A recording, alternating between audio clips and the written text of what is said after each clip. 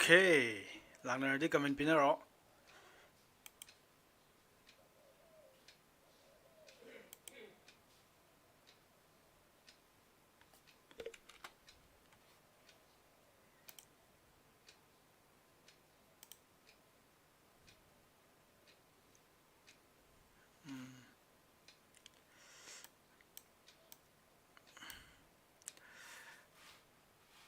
Okay, susmala.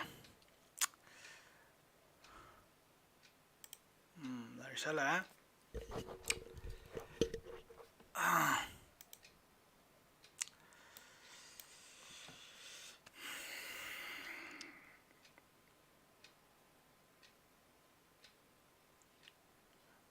Rosni laktribo. Rosni.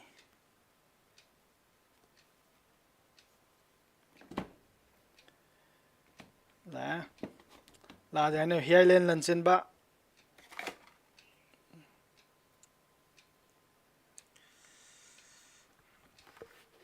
Highland ga lansin ba di. Boy now.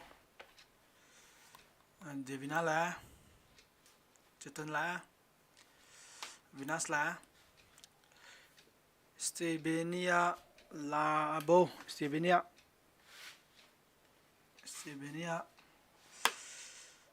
Susmala. Limerem B log 3. Highland la lansin ba di. Rohit las.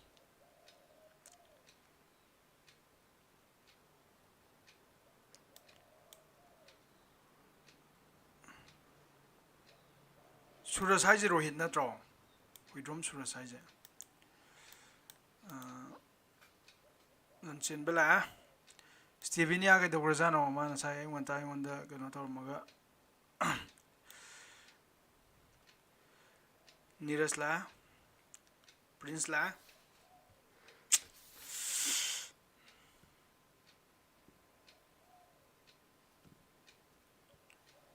Okay Stevenia Lock 3 let me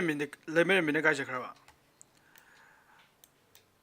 Oh, let me be lucky. I'm the I will recommend. Okay, do the I see the what is Malizi.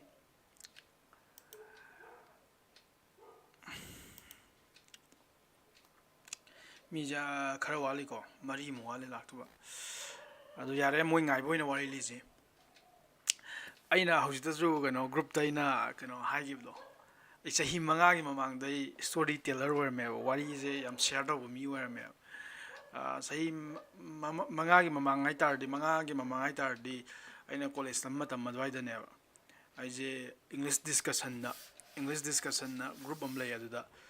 worry shared over. Worry I'm going to over me more. But I see Facebook the Kangan and Tang of one is some Mamang give memory do Ninjangaga, some no I by that. I don't know what you Malaysia to the pick up Torga. What is in with Tarambas Riarico? I need you worry nette, me Hanalam worry near the worry jam Pazaba. The worry is the very no the question on Canico, no Pacum Percadumni. Say, what is the game? Tough game. Langner di come in Piroco, no Bolak, Stevenia Lactry, they can know Carlactrico. Clear. E Sakalanze about what I go. What is the meaning? Tough game. A rubber game now. There I go. So, no palm lemon. No paze.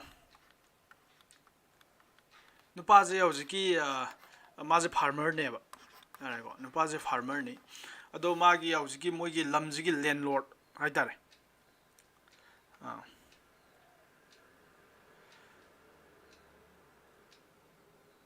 Len Lord I tell and I go Len Lord drink it sketching the way to go. Mas Pesha by man Len Lord never. There I go. Ado Magi Pesha to lever Len Lord Sida. Near a ship farmer G. Pesha am to lever. Ado that man Pesha Pibungam driver. Ado the farmer G mana पैसा से थौरी पैसा पीब ngамद्रे कईनो मादी farmer नि लायरमने मागी पैसा दो पीब ngамद्रे अदैदि हजिकी माना पैसा थौ लाखपसिदा हजिकी लैंडलॉर्ड्सना खंगेब सी फार्मर जी मसानुपी मसक याम फजबीम लैब यारेको मसानुपी मसक याम फजबीम लैब अदो मसक याम फजबीम लैब अदो मसानुपी जा माना सिगी लैंडलॉर्ड्सना पामे याम पामे अदैदि लैंडलॉर्ड्सना आइजे नंगना जोइगी पैसा सिंगबा ngамद्रे अदुइ तारदी आई नंगोंदा नंगा गेम अम सानसि कईगुंबा गेम अम सानसि कईगुंबा नंगना सिंगगा गेम जे ngамजरे नंगी पैसा जो कोकपीगे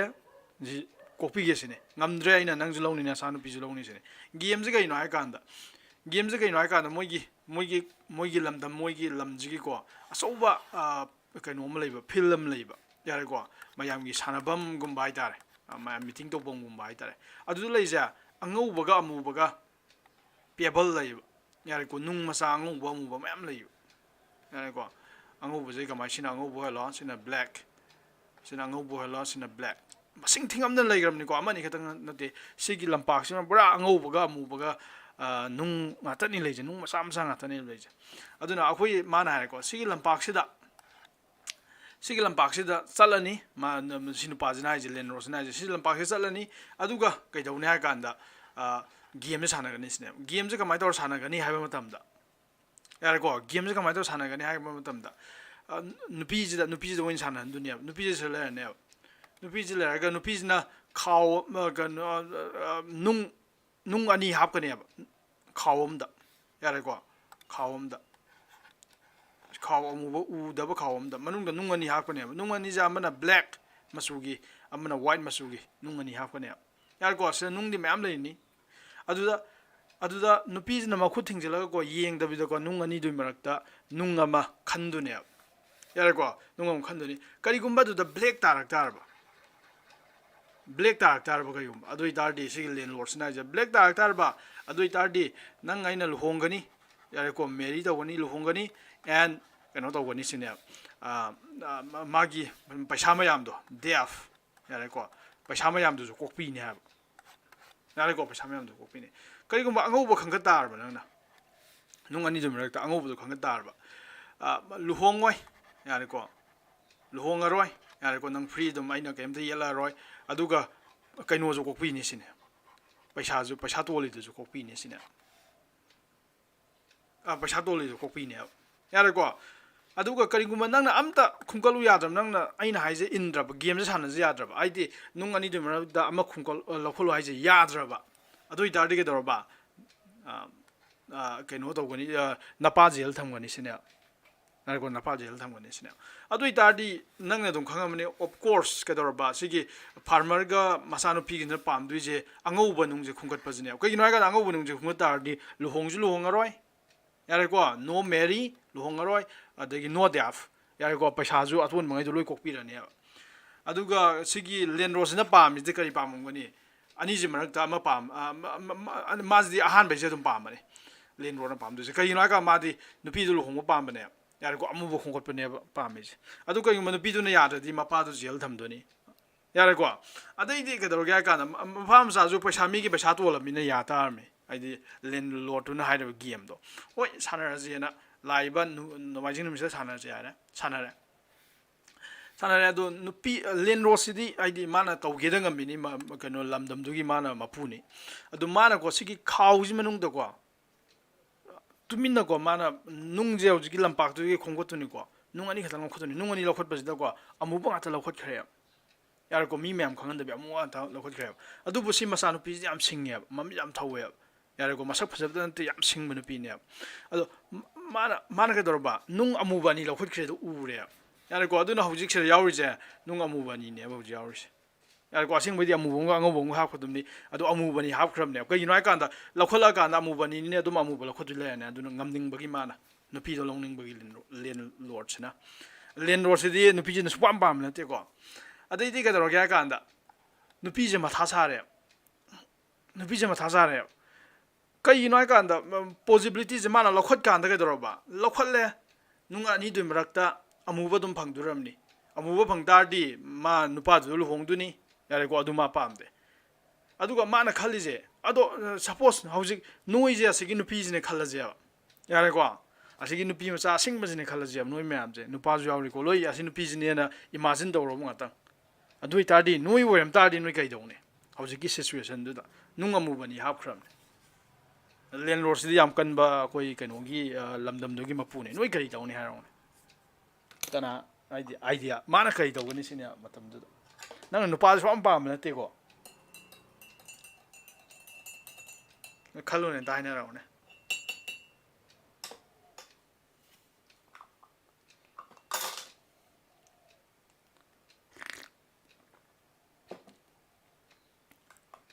ꯀꯩꯅꯣ ꯀꯃꯦꯟ ꯀꯅꯥꯝ ꯄꯤꯅꯔꯛꯇꯦ ꯈꯜꯂꯣ ꯈꯜꯂꯣ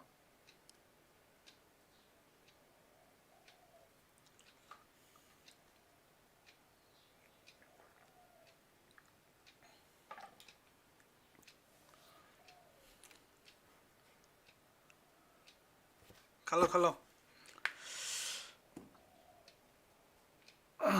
ꯀꯅꯥ ꯍꯥꯏ ꯉꯝꯒꯦ ꯁꯤꯕꯣ ꯀꯩꯅꯣ ꯀꯅꯥꯝ ꯇꯥꯟꯅꯗ꯭ꯔꯕ ꯀꯃꯦꯟ ꯑꯝꯇ ꯄꯤꯅꯔꯛꯇꯦꯗ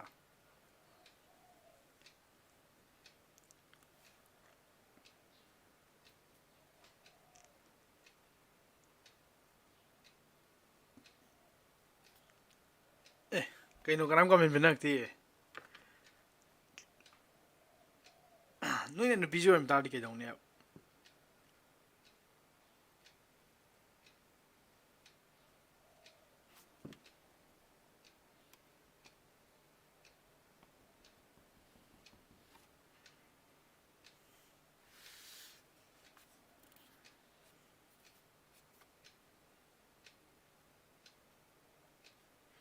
ꯀꯩꯅꯣ ꯀꯣꯐꯤ ꯄꯤꯔꯝꯅꯤ ꯍꯥꯏꯁꯤꯅ ꯀꯥꯏ ꯀꯣꯐꯤ ꯃꯔꯤ ꯂꯩꯅꯗꯦ ꯁꯤꯔ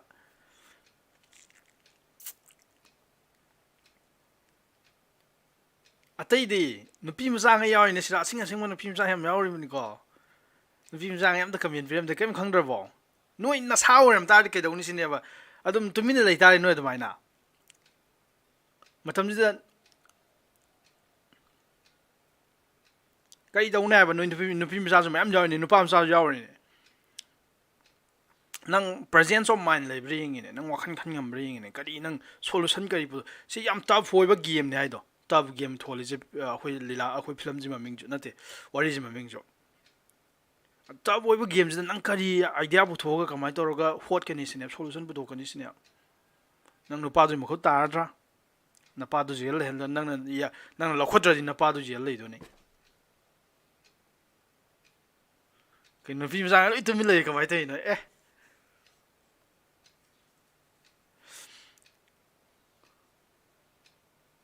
ꯀꯩꯗꯧꯗꯣꯏꯅꯣ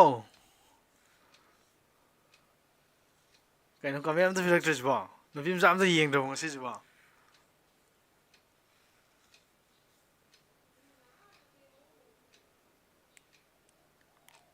ꯅꯤꯔꯁꯅ ꯍꯥꯏꯁꯦ ꯋꯥꯏꯠ ꯀꯩꯗꯧꯔꯕ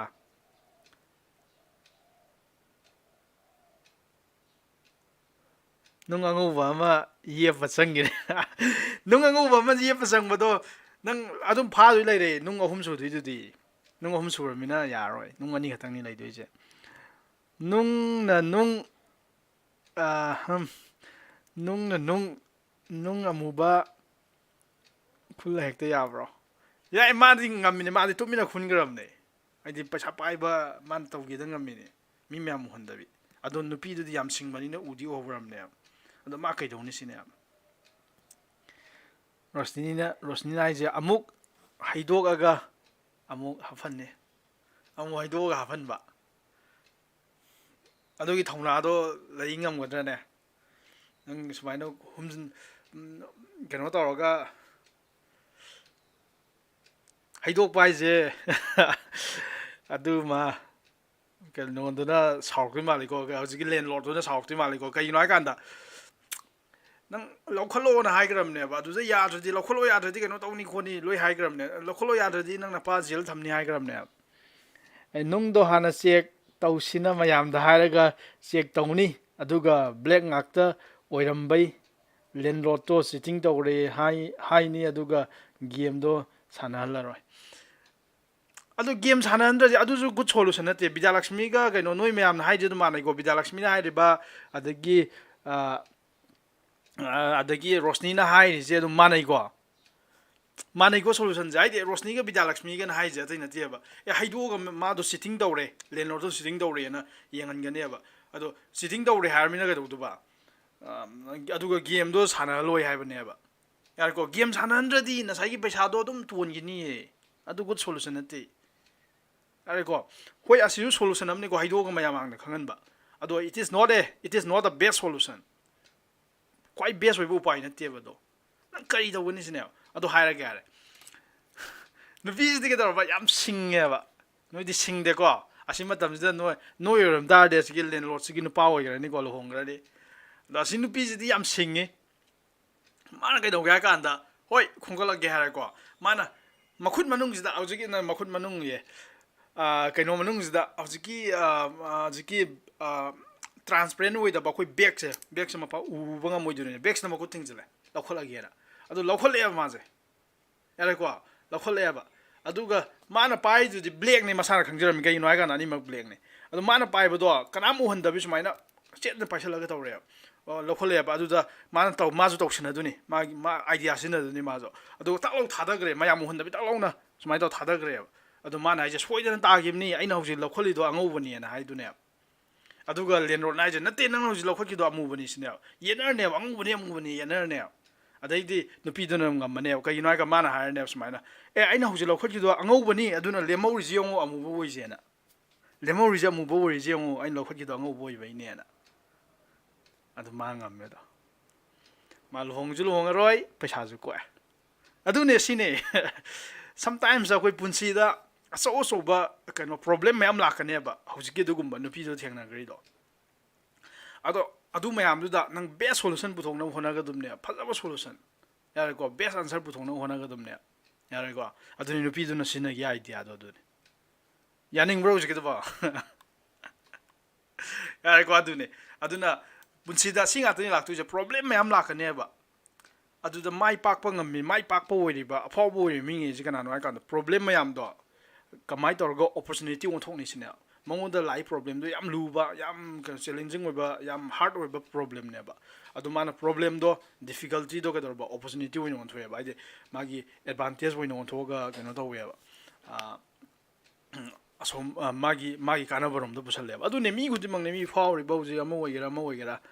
ꯂꯣꯏꯅꯃꯛ ꯀꯩꯗꯧꯔꯕ ꯄ꯭ꯔꯣꯕ꯭ꯂꯦꯝ ꯊꯦꯡꯅꯩꯅꯦ ꯅꯪꯉꯣꯟꯗ ꯊꯦꯡꯅꯔꯤꯕ ꯄ꯭ꯔꯣꯕ꯭ꯂꯦꯝ ꯃꯌꯥꯝꯗꯣ ꯐꯦꯃꯤꯂꯤ ꯄ꯭ꯔꯣꯕ꯭ꯂꯦꯝ ꯑꯣꯏꯒꯦꯔꯥ ꯄꯩꯁꯥꯒꯤ ꯄ꯭ꯔꯣꯕ꯭ꯂꯦꯝ ꯑꯣꯏꯒꯦꯔꯥ ꯑꯃꯒꯤ ꯄ꯭ꯔꯣꯕ꯭ꯂꯦꯝ ꯑꯣꯏꯒꯦꯔꯥ ꯂꯥꯏꯔꯤꯛꯀꯤ ꯄ꯭ꯔꯣꯕ꯭ꯂꯦꯝ ꯑꯣꯏꯒꯦꯔꯥ ꯊꯦꯡꯅꯩꯁꯦ ꯃꯣꯏꯅ ꯊꯦꯡꯅꯔꯝꯃꯣꯏ ꯍꯥꯏꯕ ꯅꯠꯇꯦ ꯃꯣꯏꯅꯕꯨ ꯍꯦꯟꯅ ꯊꯦꯡꯅꯔꯝꯕ ꯌꯥꯏ ꯅꯪꯉꯣꯟꯗꯒꯤ ꯑꯗꯨ ꯃꯣꯏꯗꯤ ꯀꯩꯗꯧꯒꯦ ꯍꯥꯏ ꯀꯥꯟꯗ ꯌꯥꯝ ꯀꯣꯛ ꯂꯩꯅ ꯌꯥꯝ ꯁꯤꯡꯅ ꯌꯥꯔꯦꯀꯣ ꯌꯥꯝ ꯁꯤꯡꯅ ꯁꯣꯂꯨꯁꯟꯗꯣ ꯄꯨꯊꯣꯛꯑꯒ ꯕꯦꯁ ꯁꯣꯂꯨꯁꯟꯗꯣ ꯍꯧꯖꯤꯛꯀꯤ ꯅꯨꯄꯤ ꯑꯗꯨꯃꯥꯏꯅ ꯕꯦꯁ ꯁꯣꯂꯨꯁꯟꯗꯣ ꯄꯨꯊꯣꯛꯑꯒ ꯂꯥꯟꯊꯦꯡꯅꯩꯕ ꯑꯗꯨꯅꯤ ꯁꯤꯡꯕ ꯍꯥꯏꯁꯦ ꯀꯣꯛ ꯊꯥꯗꯕ ꯍꯥꯏꯁꯦ ꯌꯥꯔꯦ ꯑꯗꯨꯅꯤ ꯁꯤꯡꯉꯨꯀꯣ ꯑꯗꯨꯅꯤ ꯑꯗꯨꯅ ꯀꯩꯗꯧꯔꯕꯁꯦ ꯑꯣꯀꯦ ꯑꯗꯨꯗꯤ ꯑꯗꯨ ꯒꯦꯝꯗꯨ ꯍꯧꯖꯤꯛꯀꯤ ꯀꯩꯅꯣꯗꯨꯒꯤ ꯂꯤꯂꯥꯗꯨ ꯅꯠꯇꯦ ꯋꯥꯔꯤꯗꯨ ꯃꯃꯤꯡ ꯇꯐ ꯒꯦꯝ ꯑꯩꯅꯁꯨ ꯀꯩꯅꯣꯗ ꯑꯩꯅꯁꯨ ꯀꯩꯅꯣꯁꯦ ꯑꯩꯒꯤ ꯒ꯭ꯔꯨꯞꯇꯁꯨ ꯊꯥꯒꯠꯈ꯭ꯔꯤꯗꯣ ꯅꯣꯏ ꯌꯦꯡꯍꯧꯕ꯭ꯔꯥ ꯑꯩ ꯁ꯭ꯇꯣꯔꯤ ꯇꯦꯂꯔ ꯑꯣꯏꯔꯝꯃꯦꯅ ꯑꯗꯨꯗ ꯑꯩꯅ ꯊꯥꯒꯠꯈꯤꯕ ꯆꯍꯤ 5ꯒꯤ ꯃꯃꯥꯡꯗ ꯊꯥꯒꯠꯈꯤꯕ ꯋꯥꯔꯤꯅꯤ ꯌꯥꯔꯦ ꯑꯗꯨꯗꯤ ꯍꯧꯖꯤꯛ ꯑꯩꯈꯣꯏꯅ ꯉꯔꯥꯡꯐꯧꯗ ꯅꯩꯅꯈ꯭ꯔꯤꯁꯦ ꯍꯧꯖꯤꯛ ꯌꯥꯝ ꯏꯟꯇꯔꯦꯁꯇꯤꯡ ꯑꯣꯏꯕ ꯌꯧꯔꯛꯑꯕꯅꯤꯀꯣ ꯌꯥꯝ ꯏꯟꯇꯔꯦꯁꯇꯤꯡ ꯑꯣꯏꯕ ꯄꯣꯠ ꯌꯧꯔꯛꯑꯕꯅꯤ ꯉꯔꯥꯡꯐꯧꯗ ꯑꯩꯈꯣꯏ ꯅꯩꯅꯈ꯭ꯔꯤꯁꯦ ꯀꯩꯅꯣ ꯍꯥꯏꯀꯥꯟꯗ ꯅꯍꯥꯟꯁꯨ ꯅꯩꯅꯈ꯭ꯔꯤꯁꯦ ꯅꯍꯥꯟꯗꯒꯤ ꯁꯤ ꯆꯦꯞꯇꯔ ꯍꯧꯕꯗꯩ ꯅꯩꯅꯩꯁꯦ ꯀꯩꯅꯣ ꯍꯥꯏꯀꯥꯟꯗ ꯁꯤ ꯌꯥꯝ ꯏꯝꯄꯣꯔꯇꯦꯟ ꯑꯣꯏ ꯍꯥꯏꯕꯗꯣ ꯄꯨꯟꯁꯤꯗ ꯀꯥꯎꯕ ꯌꯥꯗꯦ ꯍꯥꯏꯕꯗꯣ ꯐꯥꯔꯁ ꯊꯤꯡ ꯁꯥꯏꯟꯗ ꯑꯦꯡꯒꯜ ꯀꯔꯝꯕ ꯃꯈꯜꯒꯤ ꯑꯦꯡꯒꯜ ꯍꯥꯞꯇꯥꯔꯗꯤ ꯖꯤꯔꯣ ꯇꯥꯅꯤ ꯁꯤꯅꯦ ꯁꯤ ꯑꯩ ꯍꯟꯖꯤꯟ ꯍꯥꯏꯁꯦ ꯀꯩꯒꯤꯅꯣ ꯍꯥꯏꯀꯥꯟꯗ ꯁꯨꯛꯀꯥꯎ ꯀꯥꯎꯗꯕ ꯄꯨꯟꯁꯤꯗ ꯀꯥꯎ ꯌꯥꯔꯣꯏꯗꯕ ꯄꯣꯠꯅꯤ ꯑꯗꯨꯅꯗꯤ ꯁꯥꯏꯟꯗ ꯀꯔꯝꯕ ꯑꯦꯡꯒꯜ ꯍꯥꯞꯇꯥꯔꯗꯤ ꯖꯤꯔꯣ ꯇꯥꯅꯤ ꯍꯥꯏꯇꯥꯔꯗꯤ ꯄꯥꯏ ꯑꯦꯟ ꯄꯥꯏ ꯍꯥꯞꯇꯥꯔꯗꯤ ꯖꯤꯔꯣ ꯇꯥꯅꯦꯕ ꯑꯗꯣ ꯑꯦꯟ ꯍꯥꯏꯁꯦ ꯀꯅꯥꯅꯦꯕ ꯑꯦꯟ ꯍꯥꯏꯁꯦ ꯖꯤꯔꯣꯒꯨꯝꯕ 1ꯒꯨꯝꯕ 2ꯒꯨꯝꯕ ꯁꯤꯒꯨꯝꯕ ꯃꯄꯨꯝ ꯃꯁꯤꯡꯉꯩꯁꯦ ꯍꯥꯞꯇꯥꯔꯗꯤꯀꯣ ꯁꯥꯏꯟ ꯖꯤꯔꯣ ꯇꯥꯒꯅꯦꯕ ꯍꯥꯏꯗꯤ ꯁꯥꯏꯟ 5 ꯄꯥꯏꯒꯨꯝꯕ ꯁꯥꯏꯟ 100 ꯄꯥꯏꯒꯨꯝꯕ ꯁꯥꯏꯟ ꯁꯦ 10 ꯄꯥꯏꯒꯨꯝꯕ ꯁꯤꯒꯨꯝꯕꯁꯦ ꯂꯣꯏ ꯖꯤꯔꯣ ꯇꯥꯅꯦꯕ ꯑꯗꯨ ꯅꯦꯛꯁꯇ ꯑꯃꯨꯛ ꯍꯥꯏꯈꯤꯗꯨꯅ ꯀꯣꯁꯇ ꯀꯔꯤ ꯍꯥꯞꯄꯛ ꯇꯥꯔꯗꯤ ꯖꯤꯔꯣ ꯇꯥꯅꯤ ꯁꯤꯅꯦꯕ ꯌꯥꯔꯦꯀꯣ ꯑꯗꯨꯗ ꯑꯩꯈꯣꯏꯅ ꯍꯥꯏꯈꯤꯗꯣ ꯀꯣꯁꯇꯗꯤ ꯄꯥꯏ ꯕꯥꯏ 2ꯒꯤ ꯉꯁꯥꯏꯅ ꯄꯥꯏ ꯑꯣꯏꯈꯤꯕꯅꯤꯀꯣ ꯁꯤꯗꯅ ꯀꯣꯁꯇꯗꯤ ꯄꯥꯏ ꯕꯥꯏ 2 ꯍꯥꯏꯗꯨꯅꯤ ꯄꯥꯏ ꯕꯥꯏ 2ꯒꯤ ꯑꯣꯠ ꯃꯜꯇꯤꯄꯜꯁ ꯍꯥꯏꯗꯤ ꯄꯥꯏ ꯕꯥꯏ 2ꯒꯤ ꯃꯃꯥꯡꯗ ꯑꯣꯠ number ꯍꯥꯞꯄꯤꯔꯛꯑꯣꯕ twice n plus 1 odd number di twice n plus 1 है बतो odd number हापिरो बा सी हापा कांदा मा 0 ताने बतो n की value दुना 0 1 2 3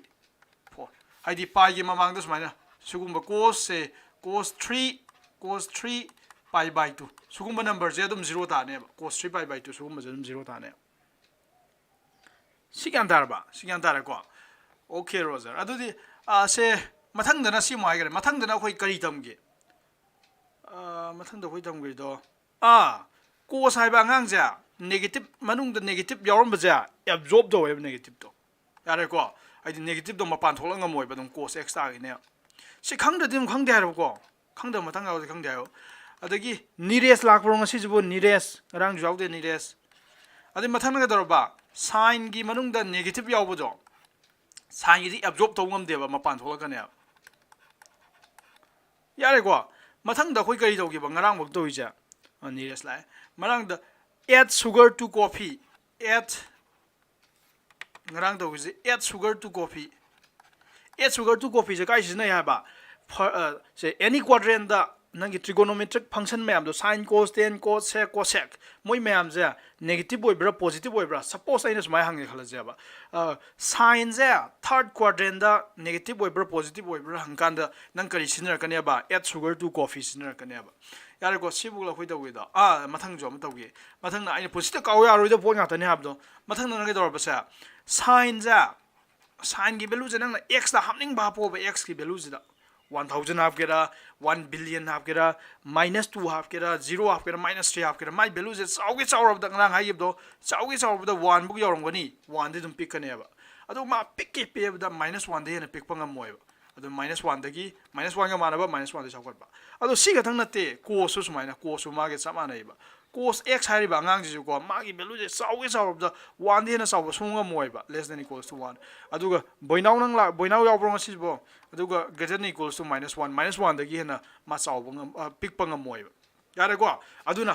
समाइ दुबा sin गा cos का मबाइनि जा मोगी maximum value जे kana ने बा 1 ने बा अदुगा मोगी minimum value न क्या ने बा -1 ने आई maximum आइदन माना चाउगे चाउरब द माना चाउबा value लंगम जे 1 नि क्वाइ पिक पदा -1 यारे को सिलियारे सिबुंग नंगारांग द उरिसे असि पुनसि द गाव यादे सुकाव गाव यारोय द पोनिसे यारे को अदु ngasi बुंग तौदि टॉपिक सिना ngasi बुंग तौदि टॉपिक सिना गदरबा range and the से domain and range of trigonometric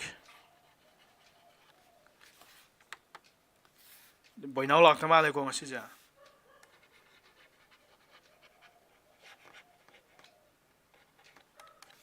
function trigonometric function ye gi gedor domain amasung range ha haidi trigonometric sin cos tan cos sec sa cosec sa akoi function oina yenga ne ba function oina ura ne ba adu function am lai tari kai lai ne ba koina september 2 da to give do domain lai gedom ni range lai gedom ni yar ko adu domain range nang na ju khangam mani irai lai poni domain hai tari gedor ba input tu ne pisan dui value du ne kana value kana pi ba ya have du ne ba domain hai je range haina gedor ba nang na hujiki value पिसन bay Abe input x की value ngoi पिसला मथुंग the करी करी तारा कदगे सिने output क्या no सिने output दो कना कना होगे न सिने अदुरा तरुक मंगने खोइ तौदु जिंग असि तरुक से लोइ लोइ सन्दुने को एक्सरसाइज पाइ नंग ताद एक्सरसाइज पाइ नि अदु येंग असि अहान बद कना ने बा sin नंग फंक्शन ओइन उरक्तुनि को sin हार बंगांग जे अदुने f of x equals to function ओइन असि जु स्टेबिनिया लाक्ट्रो स्टेबिनिया कमेंट पिरो लादि sin x तो sin x ओइन उरा ने function ओइने उरि अब sin हार x यारे को function ओइ उरा मे होजे f of x equals to sin x हार function जा मागी domain पुथोक्तुनि range पुथोक्तुनि गसे domain हाइ तारि करि हाबा domain हाइ तारि x ता हापा याबा value nga याबा ने input nga याबा यारे को स्टेबिने ज्ञान तारि बौ जिक पाउगे नंग हुजु वारी दो ता हो domain हाइ तारि के दरबा input ने बा x की value kana kana pi ba isine adu domain je kana ta ni kana hinga me ta ro men da comment bi no ne domain je kari wi mal sigi function je domain je kana wi mal domain the x ta pi ba ya ba value ngai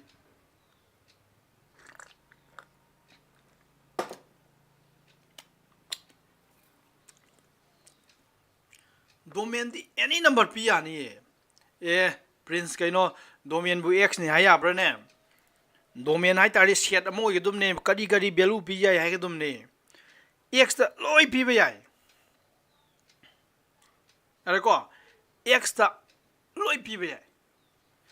hai domain hai tari input ne me noi bo pining ba pi ba ya ba integer khatang na te laimre minai ji integer khatang pi na me integer khatang pi ba ya integer khatang na te laimre minai ji 0 gumba 1 gumba 2 gumba 3 gumba 4 gumba -1 gumba -2 gumba si khatang na te 0.3 ju pi ba ya ye sin of 0.3 pu thok ba ya ye yare ko cos of 0.3 loi pi ba ya ye roina theta ai ji la le Stevinia na hai ji summe prince na hai ji summe Helen hai ji summe x axis yauri ba x ki value any value pi ba ya ba hai ba the real number khuding pi ba ya ba nang pi ba ya da value nda ye pu thorong ne sira x ki mahuta pi ba ya da value nda pu thorong ne karam nei te loi pi ba ya yare ko aduna ke doroba domain je real number wai ne ba r backbone hapi do yare ko adu ko range ti kana ta nei sine range sai ta di nang pining bangai ji piro nare ko pining bangai ji piro aduga nang x ki values da pining ba piro kai no kan da real number ta gram ni domain do aduga range sai ji kana kana pi thor kan ha bane kana kana pi thor kan ha bane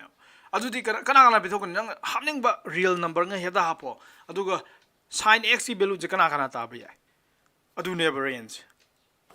range ti kana woi du male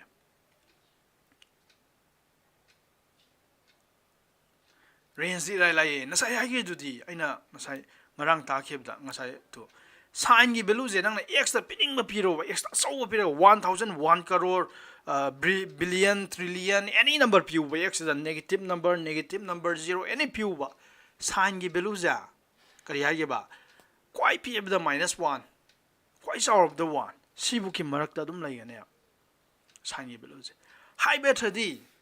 sin ye to sin x ai da f of x to ne output to ne sira tar to sin x da pining ma piba matam da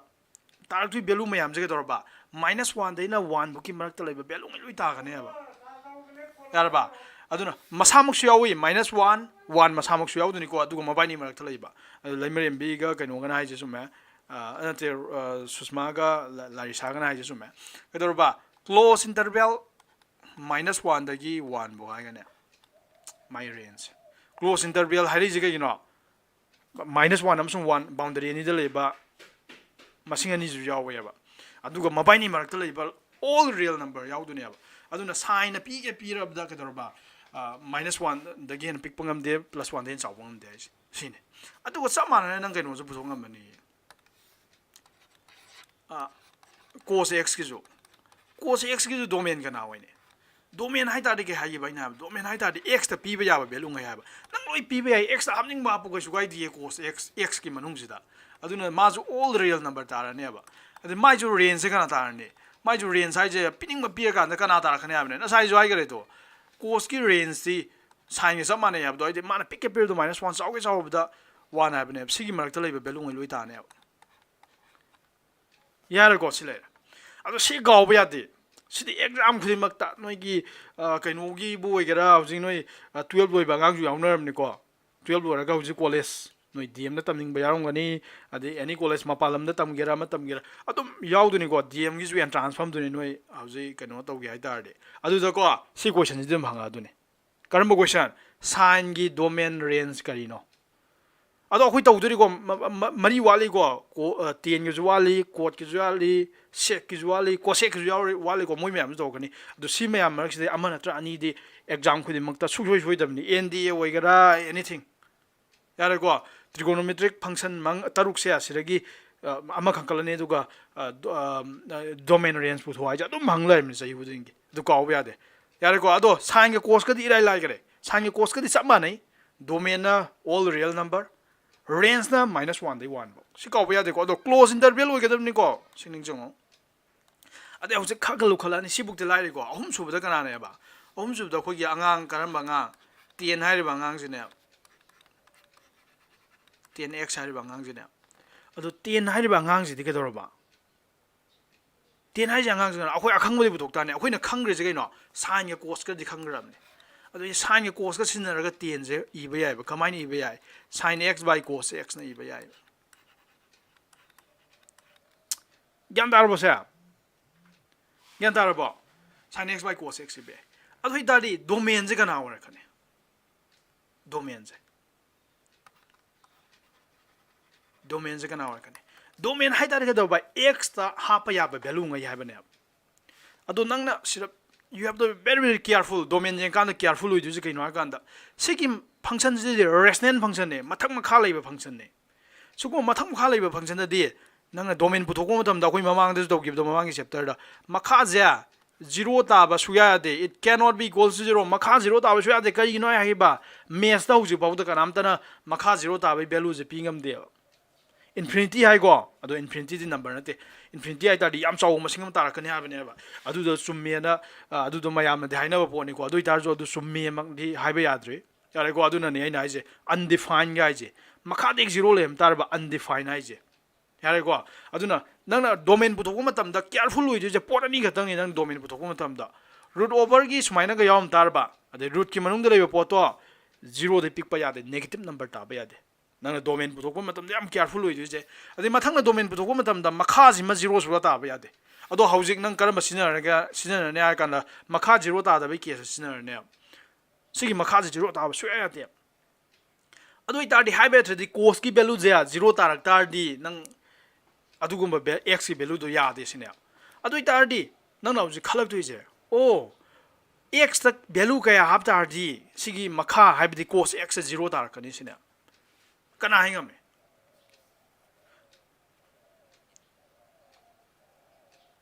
x ꯇ value ꯀꯌꯥ half ꯇꯥꯔꯗꯤ ꯁꯤꯒꯤ ꯃꯈꯥ cos x ꯑꯣꯏꯔꯤꯁꯦ zero ꯇꯥꯔꯛꯀꯅꯤ x ꯇ ꯀꯅꯥ half ꯇꯥꯔꯗꯤ ꯀꯅꯥ ꯍꯥꯏ ꯉꯝꯃꯦ ꯂꯩꯃꯤꯟꯅ ꯍꯥꯏꯁꯦ ꯆꯨꯝꯃꯦ 90 ꯈꯛꯇꯪ ꯅꯠꯇꯦ cos 90 ꯈꯛꯇꯪ cos 90 ꯖꯤꯔꯣ ꯅꯠꯇ꯭ꯔꯥ ꯑꯗꯣ x ꯇ ꯃꯥꯅ ꯍꯥꯏꯁꯦ ꯖꯤꯔꯣ ꯍꯥꯞꯄ ꯀꯥꯟꯗ 90 ꯇꯥꯅꯤ ꯁꯤꯅꯦꯕ ꯑꯁꯤ ꯆꯨꯝꯃꯤ ꯑꯗꯨ 90 ꯈꯛꯇꯪ ꯅꯠꯇꯦ ꯑꯇꯩꯉꯩꯁꯨ ꯂꯣꯏ ꯍꯥꯏꯇꯥꯕꯅꯤ 90 ꯈꯛꯇꯪ ꯅꯠꯇꯦ ꯖꯤꯔꯣ ꯇꯥꯔꯤꯁꯦ ꯀꯅꯥ ꯀꯅꯥ ꯇꯥꯏ ꯑꯇꯩ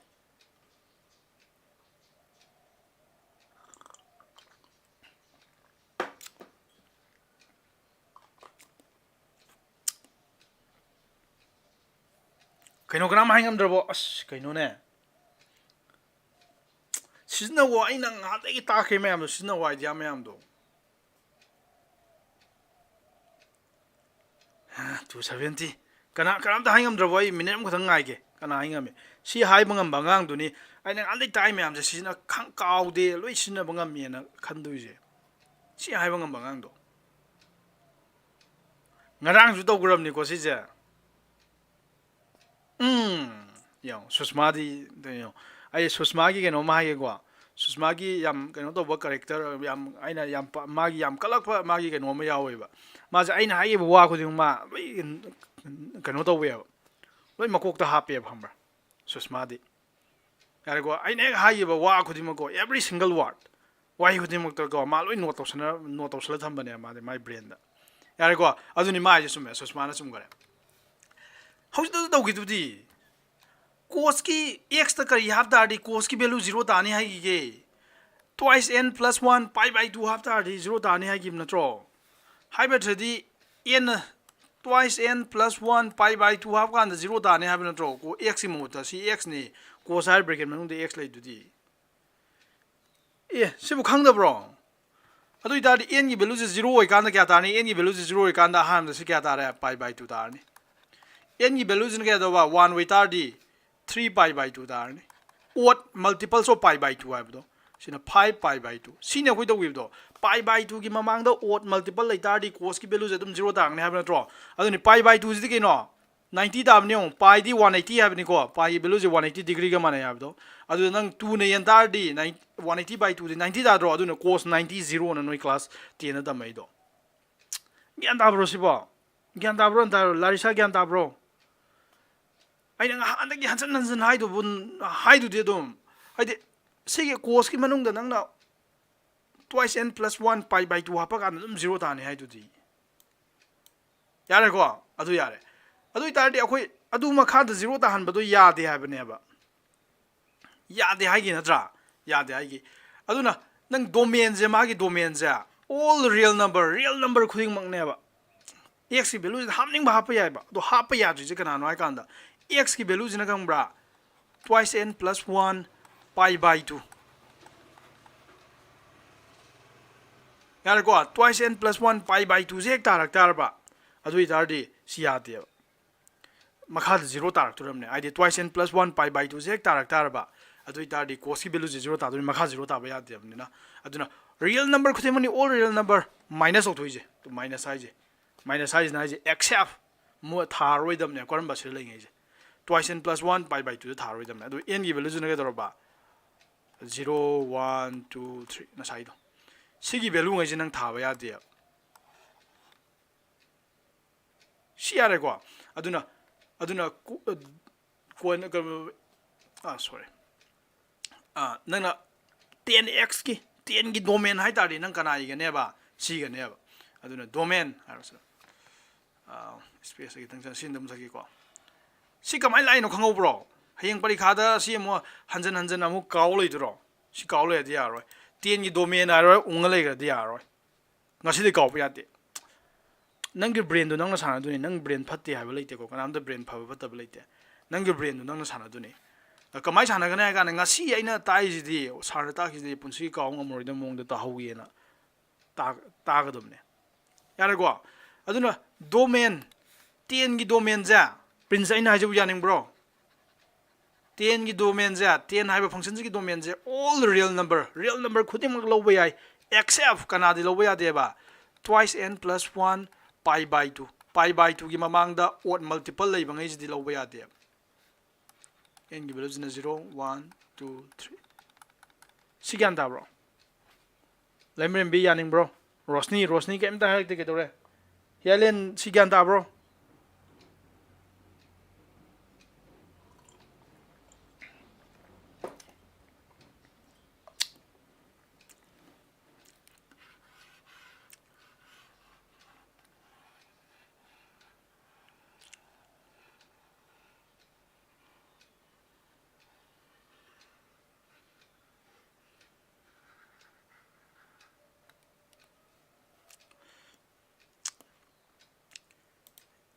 yare ko sime yare okay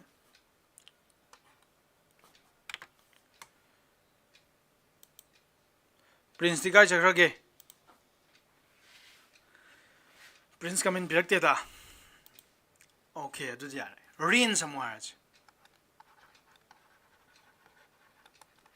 rin si kana wina kanda rin si kana wina kana widi male rin se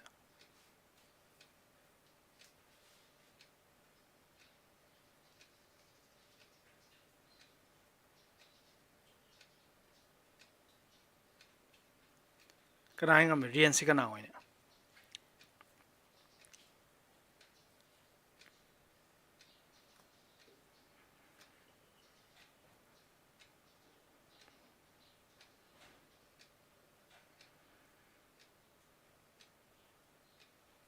real say all real number we can have yare ko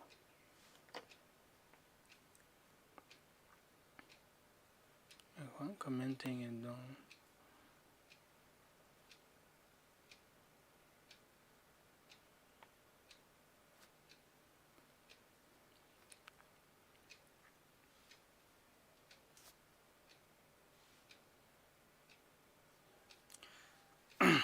okay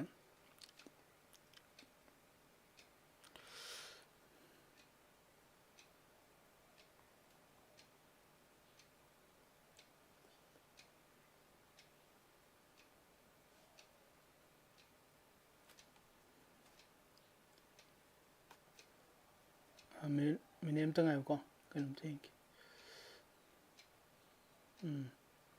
yar ko domain je dor ba sorry range se kana wine ba 10 function ge magi range sa all real number we gane id 10 da nang sira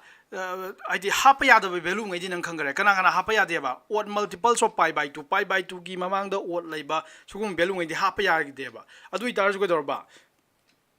10 function ngai je ko dor ba 10 function de mana ta bang moi da value leite na sai sin ge cos ka di kari ha ge ba sin ge cos ka di mobile in value is always out of the 1 pick up the -1 adu gi marak lai ge dum ne abna adu 10 function de dum leite 10 da di ge dor ba ma taning ma tarak pa yai yari ko aduna ni kai gino hai kan taning ba tarak tu je kamai tarak tu no hai kan da 10 hai de sin by cos hai bna tro yari ko aduna sumaina masing je mathak makha sumai leina tar ba du itar de magi mana tarak tu ba fall je adum khudi masing khudi mang sem ba ya ne ba haidi sumai nangon da hangene si mathak ta masing am layani makha da masing am layani masing je kana kana men tar di haidi nang hamning ba hapak tu ne sira do hapa ya da ba khadi lai gre ko adu ga swai de hamning ba hapak tu ne adu ga nang semning ba masing sem ba ya ne sumai mathak makha bu lai tar ba nang semning ba masing sem ya ne ba yare ko adu na ni sigi 10 hai je sin by cos ta lai bani na yare ko maji kari hai gi ba koi magi range se gaino ne hai je real number ne hai je haidi masing khudi mak tar pa ya ne yare sim lai gre code amu yeng ase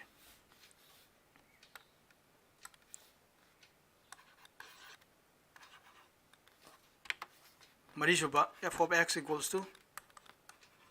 code x hai ba function jeng ase domain kana no han jeng ase domain kana hoine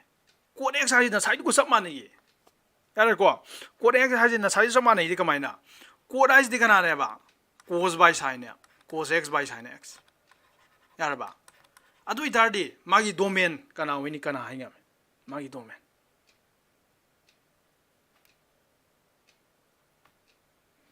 kana hai ngam menta magi domain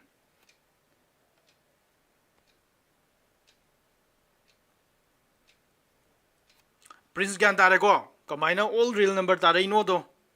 kai noi ka na sing mathang makha ni le mi nang semning ba sem ba ya je yar ko domain code ki di domain kana hoini nang careful oi du je domain jeng ba matam na makha zero ta ba ya de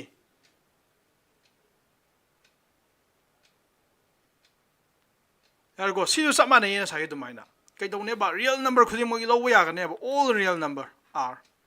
except kana hoini sin je garam value de zero ta ge ba sin je khoi na sa ge do kari ha ba sin je ge dor ba sin je n pi de zero ta ha ba do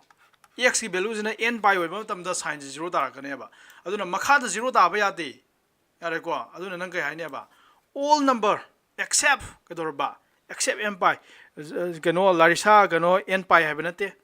number khudi mangne do n pi di ma n pi di hapak pa ya de kai noi kan n pi he ha pu ka na ma zero ta ne makha da zero ta ba ya de ha ba do aduna all real number ina je all are minus ha ga n pi lok thok ka dum ne n pi ha ba ngai loi lok thok ka dum ne ado n pi ha je da n je kana ne ba n je 0 1 2 3 mapum je ga dum ne sigan dar bo aduga chamana na range de kana ta ne range de kana ta ne kan si ju masing je mathak makha ne lai je tu something by something sugumba something by something lai ta de ne ka hi ba nang saning ma masing sa ba ya ne ba nang tu sa ge ai ta de kamai sa ne tu sa ge ai ta de si ko mathaki ko se 1 ta lo sin ne 1 by 2 ta lo 1 by 1 by 2 di 2 ta dro ai any masing nang sa ba ya ne ba aduna magi ai tarak du ber range de tarak du masing output tu ni dra si kana hoine all real number hoine si sibuk da gyan ta da banta yaw den da hainero boinaw ng si yaw dra malai ko sibuk da gyan ta da yaw den da hainero koi mari sugram ni tam tam lak pana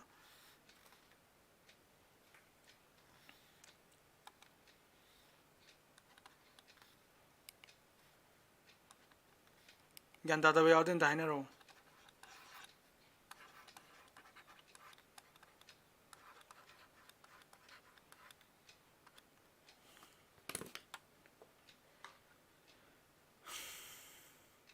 Nearesti gyan da bro nearesti gyan da hare nearesti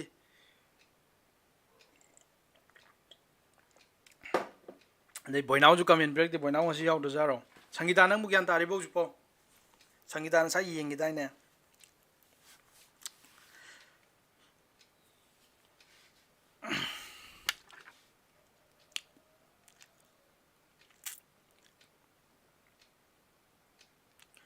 adu idardi how's it do is get over section we am interesting work to is ya go section am interesting work to is sek the we get on ya kanda sek ki domain han yeng ja go sek ki domain han yeng ji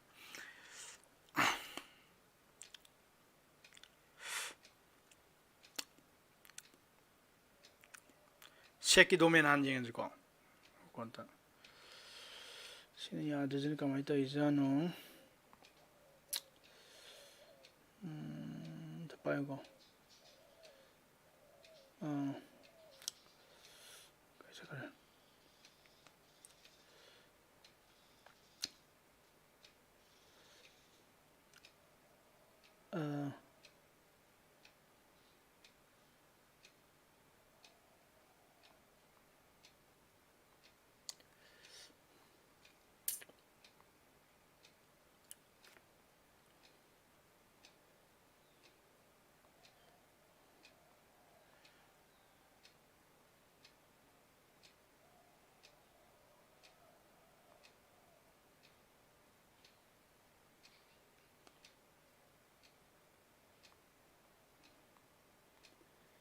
okay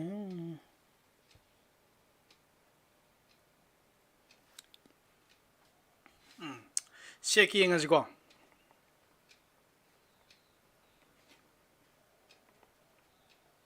sek ki noi khang ba yaw de haina ro ne kana wo ji ma le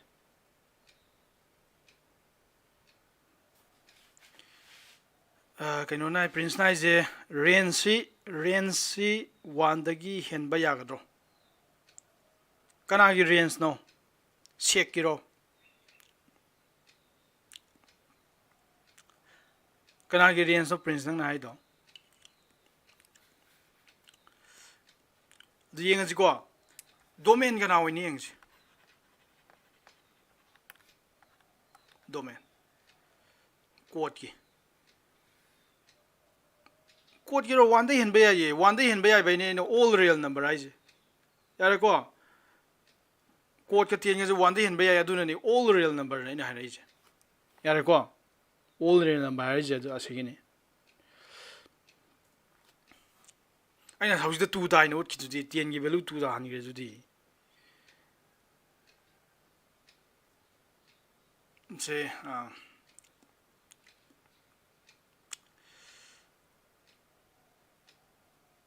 yare adu ma du thambro adu tari hausi domain jeng ji ko sek ki domain jeng ji sira adu sek ai ji kana nang mu ne yang tare sek ai angang ji kana ne ba 1 by cos ne ba natro sek si nang class 10 damak pudo 1 by cos x hai bane yare ko 1 by cos x ne adu tari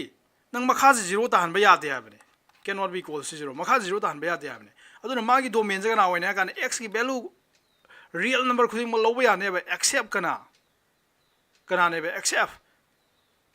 ko se karam value da 0 ta gi ha blo sai du ka na sai du maina twice n plus 1 pi by 2 da ma 0 ta ha blo adu na twice n plus 1 pi by 2 ha ba masing ai loi lo thok dum ne ba real number da gi adu ga na da mai domain work ka ne ba n gi value 0 1 2 3 sibu gyan tare bon thaina ro adu range de kana ta ne range de kana ta ne ka na siradi range sa careful wait are khara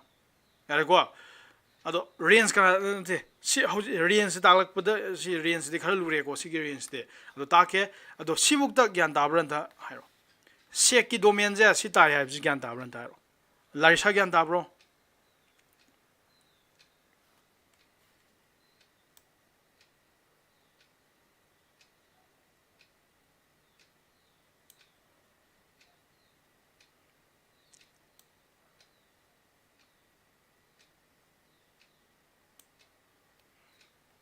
yare ko sibuk dare ko ado range se kya tar kani jing je sek ki range ado nang makha ji gi maka sek ai tar di 1 by cos ni makha da cos lai re ha ji nang khang ya yare ko makha da cos lai re ha ji khang ado cos ki value mi yang je cos hai bangang ja cos hai bangang je ke dor ba kari hai gi ba 1 de p ba ma less than equals to 1 ya aduga minus 1 de chawe sim ne nang ya ne cos hai ba makha da lei bangang ja 1 dai pi adu ga dor ba minus 1 dai chawi sim de nang yare yare ko ado cos ki value je 1 dai pi minus 1 dai chawi hai be thadi kai no cos ki value je nang lo ba ya ba je kana kana lo yare o cos ki value je 1 by 2 gumba tarak pa ya ye 1 by 5 gumba tarak pa ya ye kai you know ka 1 by 2 1 by 5 se minus 1 amsung 1 ni marak tele ba value nga tane ba cos ki value je 0 tarak pa ya ye yare ko sugum masing ata ta ba ya ba yare ko adagi cos ki value je kana kana ta ba ya se haidi 1 di pick pa minus 1 dagi saw ba value ngai ne ba cos ki value na lo ba ya du je cos ki value tarak tu x ki value hai ba nate ko x ki value di any lo ba ya ado tarak tu ba fall cos ki value je minus 1 amsung 1 ni marak tele hai ba thadi 1 by 2 gum 1 by 5 gum 0 gum ba 1 amsung 1 minus 1 ni marak tele ba value nga tane ado cos ki value je 5 ka ta ba di ya de cos x की value से 5 ताबे यादे okay यूनाइ का cos की value से क्वाइ चाव दो 1 ने अब दो अदुना 5 तारा प यादे यारे को अदुना सुगुम value 1 by 2 गुम 1 by 5 गुम ताइ हाइ जे कइनो cos की value ता नंग 1 by 5 ता सलो ने 1 by 5 ता दी 1 divided by 1 by 5 सिदि क्या तारे 5 तारे इसे अदो cos की value से नंग अमुक सु कनो लो बया ये cos की value से 1 by 1000 का तारा प या ये कइ यूनाइ का 1 by 1000 हाइ मसिंग जा 1 dai pikani aduga minus 1 dai chakoi kene ai sigi 1 by 1 da 1000 yen bai je pikpa masingam ne ba 0 dai chaw ba aduga 1 dai pikpa aduga masingam ne adu 1 by 1000 ge nang hapak pa yai besira cos ki value da ta lak pa yai cos ki value na asi ta ba matam da di nang ga dong ne ba sidi 1000 ge ta ga ne adu nang na loi sem ba yai 1 by 1000 gi mo da 10000 100000 mayam mayam hap khia 1 million hap khia aduga set tarak turi ba 1 by hare tarak tu ba 1 by hare tarak is kana ne ba sec ki value ni ko sec x ki value ni 1 by hare cos yare ko ado sec ki value is de aso so bata halak pa yare ba ado sec ki value is de infinity bu sat khane ba so bata halak pa yare ado akhoi na hoji therei je kai no range sirak pani range sai tar di kana kana tarak kani hai ba ne ado nang na hoji confirm tare kari confirm tare ga kana khwai chaw ba value infinity bu sat pa di yare ba sec ki kano je value je kai yunai kana cos ki value do nang 1 by araga 1000 10000 sumaina mayam ta halak pa yare yare ko aduna saw mayam chaw hon ba yare infinity bu chaw hon ba yare nang sec ki value do nang khang du je ko aduga nang pick han basu yai kari gino pihan ba ya du ja sec nang na masing do kari gumba -1 amasung masing na lai du je -1 amasung 1 ki value marak ta lai du ni ko cos x ado khoina hu lo wi du di 0 go 1 ki marak ta lai ba value nga tani lo gi do haidi 1 by 1000 ga je 0 amsung 1 gi marak ta lai ba value nga tani ko 1 by 1000 de nang jeng kya tai 0.001 ta bani haidi 0 de khitang jaw khot ba masing ne ba adu ta 0 go 1 gi marak ta lai masing ne adu nang lower kan da silai lower khosu yaye -1 amsung 0 gi marak ta lai ba masing lo ba yaye -1 amsung 0 gi marak ta lai ba masing nang -1 by 1000 sugum ba ga lawra ne yare ko adu maina nang na kai gumba sira minus log da di minus mamang da hapak ta di adu lo ba yare ni -1 by 1000 sumai log da di nang si ja minus harga 1000 gumba ta ne ai be thadi ado nang na sum pik than ba yaye aduga minus ai masing ja pikna ta hal phu yai ba -1 million ta rakhu yai -1 gazillion ta rakhu yai -100,000 10,000 mayam ta rakhu yare aduna sec ki value je nang hause sec hari bangang je na hause confirm ta re kari confirm ta ga mai value ja so value bu ta rakhu yai ba aduga minus infinity kwai pik value bu ta rakhu yai ba yare ko sim de khange aduna si khange na nang ne heta o sec sidi magi range se all real number ne thamjan badi yadri ba yare ko sec se all real number ne thamjan badi yadri ko ado nang confirm ta ri di kari no kari confirm ta ga kan da khwai saw ba value infinity bu chat padinga mi khwai speak pa value minus infinity bu chat padinga mi ado marak ta mana low da ba tarak pangam da value lei bre yeng je ba yare ko tarak pangam da value lei bre yeng je aduna isimun tum that ke mana tarak pangam da khwai chaw value lo ba yare lo ba ngam me khangre khwai pik pa value lo ba ngam me khangre haidi infinity bu chat khre adugo minus infinity bu chat khre apik pa dana ado marak ta mana lo ngam da value atai lei bre yeng je yare ko ado nang na hujik sila yeng kan da nang ni yeng kan da kari ugya kan da cos ki value je kana da pik ne ba cos ki value ja minus 1 di pik ne ba nang ki cos x ki value je ke dor ba 1 di pik ne ba less than equals to 1 sim dia ning ya yare ko nang na reciprocal log pa matam da nang simi yong ko si am interesting oi ba 5 से कदरबा sorry सिगी 10 minus 10 हाइजे कदरबा minus 10 हाइजे 1 दी पीएबा minus 10 हाइजे 1 दी पीएबा minus 10 हाइजे 1 दी पी को से minus 10 हाइ रोनो 1 by 2 हाइजे 1 by 2 हाइ बांगांग जे 1 दी पी सी यानिंगबा हा बाइ जे 1 जे तुम पिक टू लेरमनी अदु नंग रेसिप्रोकल लौजेबा हौजे रेसिप्रोकल लौ बाइ तादे मथम गा ओन ओनथो हाइबनेबा यारे को 1 by 2 जे मथम गा ओनथो तादे 2 by 1 नि 2 तागरनी अदु सिगी 1 जे नंग मथम गा ओलक तादे क्या तारनी 1 by 1 तागरनी 1 by 1 दी 1 अदुम थम यारे अदुना नंग हौजे लेरमि जे 1 by 2 जे 1 दी P 1 by 2 is less than 1 हाइबनेबा अदु नंग मथम गा ओलक मतमदा मथम गा ओलक वा सिने 2 तागरे सिने 1 तागरे यारे को सिगी लेस देन जे तुम थंबा यारी ब्रो जे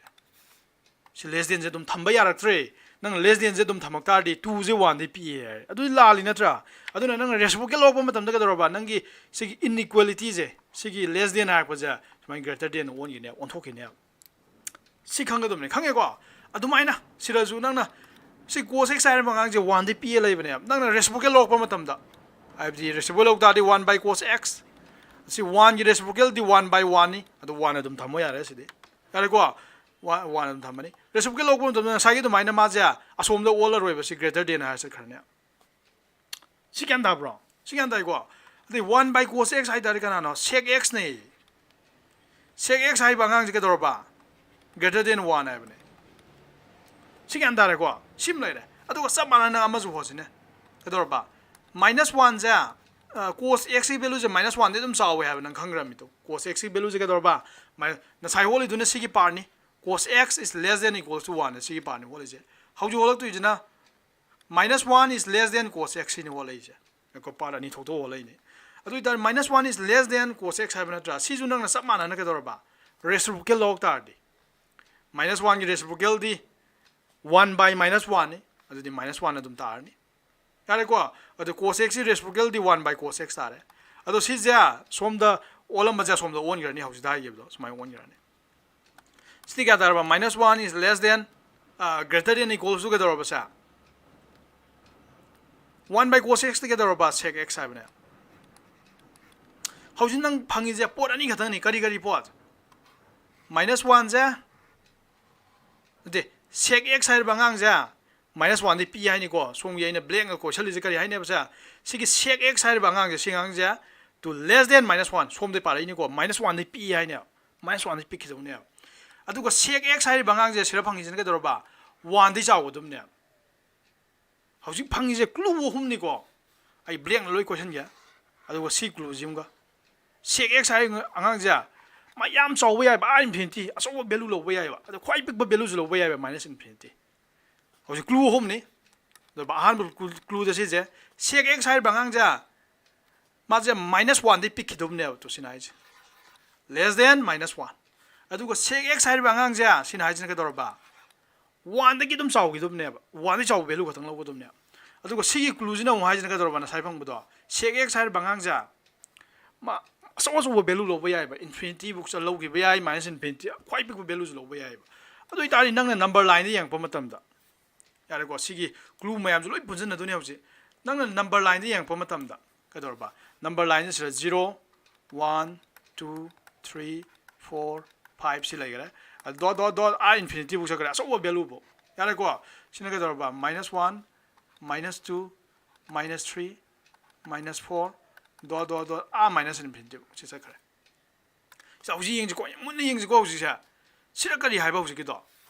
नंगी sec x हाइर बांगांग जिना तारक्तुइ वैल्यू जा 1 दिस टू ग्रेटर देन 1 हाइ जे 1 दि चाव गदुमने बा 1 दि चाव बाइ तारदी 1 मसामुक यावरि को इक्वल टू यावरि को अदु इते मा सिरगी हौरने मा लौदु वैल्यू जे 1 दगी अदु सट खरने बा सुम सट खरने बा अदु कदाइ बुक सकनी मा ख्वाइ चाव वैल्यू आ इन्फिनिटी बु लौबा याय बा अदुना 1 दगी हौरगा चावखत्रे अदुगा आ इन्फिनिटी बु सट पा याय बने अदुगा सिरना हाइजना कइनो सिरना हाइजना sec x की वैल्यू जे -1 दि पिक दुमने तो sec x is less than -1 हाइजे अदुना -1 मसामुक सु लौबा याय को इक्वल टू यावरि अदुना -1 मसामुक लौरो अदुगा -1 दि पिक खिबुङै लौ हाइबने -1 दि पिक खिबाइ तारदी -2 -3 सिलोइ लौगरे हबसे ꯑꯗꯨꯒ ꯀꯌꯥꯝ ꯄꯤꯛꯄ ꯌꯥꯏ ꯁꯤꯅꯦꯕ ꯑꯗꯣ ꯑꯩꯈꯣꯏꯅ ꯁꯥꯏꯁꯤꯗ ꯐꯪꯉꯤꯗꯣ ꯃꯥꯅ ꯄꯤꯛꯄꯁꯦ ꯈ꯭ꯋꯥꯏ ꯄꯤꯛꯄ ꯃꯥꯏꯅꯁ ꯏꯟꯐꯤꯅꯤꯇꯤꯕꯨ ꯆꯠꯄ ꯌꯥꯏꯑꯕ ꯃꯥꯏꯅꯁ ꯏꯟꯐꯤꯅꯤꯇꯤ ꯌꯥꯔꯕ ꯁꯤꯅꯤ ꯁꯦꯛ ꯑꯦꯛꯁ ꯍꯥꯏꯔ ꯑꯉꯥꯡꯁꯦ ꯑꯗꯨꯅ ꯁꯦꯛ ꯑꯦꯛꯁꯦ ꯅꯪꯅ ꯁꯤꯗꯒꯤ ꯀꯟꯐꯥꯔꯝ ꯇꯥꯔꯦꯕ ꯀꯔꯤ ꯀꯟꯐꯥꯔꯝ ꯇꯥꯔꯒꯦ ꯍꯥꯏ ꯀꯥꯟꯗ ꯁꯦꯛ ꯑꯦꯛꯁ ꯍꯥꯏꯔꯤꯕ ꯑꯉꯥꯡꯁꯦ -1 ꯑꯃꯁꯨꯡ 1ꯒꯤ ꯃꯔꯛꯇ ꯂꯩꯕ ꯚꯦꯂꯨ ꯂꯧꯕ ꯉꯝꯗꯦꯕ ꯌꯥꯔꯕ ꯁꯦꯛ ꯑꯦꯛꯁ ꯍꯥꯏꯔꯤꯕ ꯑꯉꯥꯡꯁꯦ -1 ꯑꯃꯁꯨꯡ 1ꯒꯤ ꯃꯔꯛꯇ ꯂꯩꯕ ꯚꯦꯂꯨ ꯂꯧꯕ ꯉꯝꯗꯦ ꯃꯥꯅ ꯂꯧ ꯉꯝꯃꯤꯁꯦ 1ꯗꯒꯤ ꯍꯧꯔꯒ ꯄꯣꯖꯤꯇꯤভ ꯅꯝꯕꯔꯅꯤꯀꯣ 1ꯗꯒꯤ 1 ꯃꯁꯥꯃꯛꯇꯒꯤ ꯍꯧꯔꯒ ꯈ꯭ꯋꯥꯏ ꯆꯥꯎꯕ ꯚꯦꯂꯨ ꯃꯊꯪ ꯃꯊꯪ ꯂꯧꯒꯅꯤ 2 3 ꯑꯗꯨꯒ 2 3ꯒꯤ ꯃꯔꯛꯇ ꯂꯩꯕ ꯔꯦꯁꯅꯦꯜ ꯅꯝꯕꯔ ꯂꯣꯏ ꯂꯧ ꯌꯥꯏꯅꯤꯀꯣ ꯈꯨꯗꯤꯡꯃꯛ ꯂꯧꯕ ꯌꯥꯏ 1ꯗꯒꯤ ꯍꯧꯔꯒ ꯈꯨꯗꯤꯡꯃꯛ ꯂꯧꯕ ꯌꯥꯔꯦ ꯑꯆꯧꯕꯉꯩ ꯑꯗꯨꯒ -1ꯗꯒꯤ ꯍꯧꯔꯒ ꯈꯨꯗꯤꯡꯃꯛ ꯑꯄꯤꯛꯄꯉꯩ ꯂꯧꯕ ꯌꯥꯏ ꯑꯗꯨꯕꯨ -1 ꯑꯃꯁꯨꯡ 1ꯒꯤ ꯃꯔꯛꯇ ꯂꯩꯔꯤꯕ ꯖꯤꯔꯣꯁꯨ ꯌꯥꯎꯔꯒꯅꯤꯀꯣ ꯃꯔꯛꯇ ꯂꯩꯕ ꯚꯦꯂꯨ ꯃꯌꯥꯝꯁꯦ ꯃꯁꯤꯡ ꯊꯤꯉꯝꯗꯅ ꯂꯩꯒꯦꯔꯥ ꯁꯤꯗ ꯂꯩꯔꯤꯉꯩꯁꯦ ꯌꯥꯔꯦꯀꯣ ꯖꯤꯔꯣꯗꯒꯤ ꯍꯥꯞꯇꯒꯤ ꯑꯃꯗꯤ ꯗꯦꯁꯤꯃꯦꯜ ꯅꯝꯕꯔ ꯃꯌꯥꯝ ꯂꯩꯈꯔꯦ ꯁꯤ ꯂꯩ ꯃꯌꯥꯝꯁꯦ ꯑꯝꯇ ꯂꯧ ꯉꯝꯗꯦ ꯍꯥꯏꯕꯅꯦ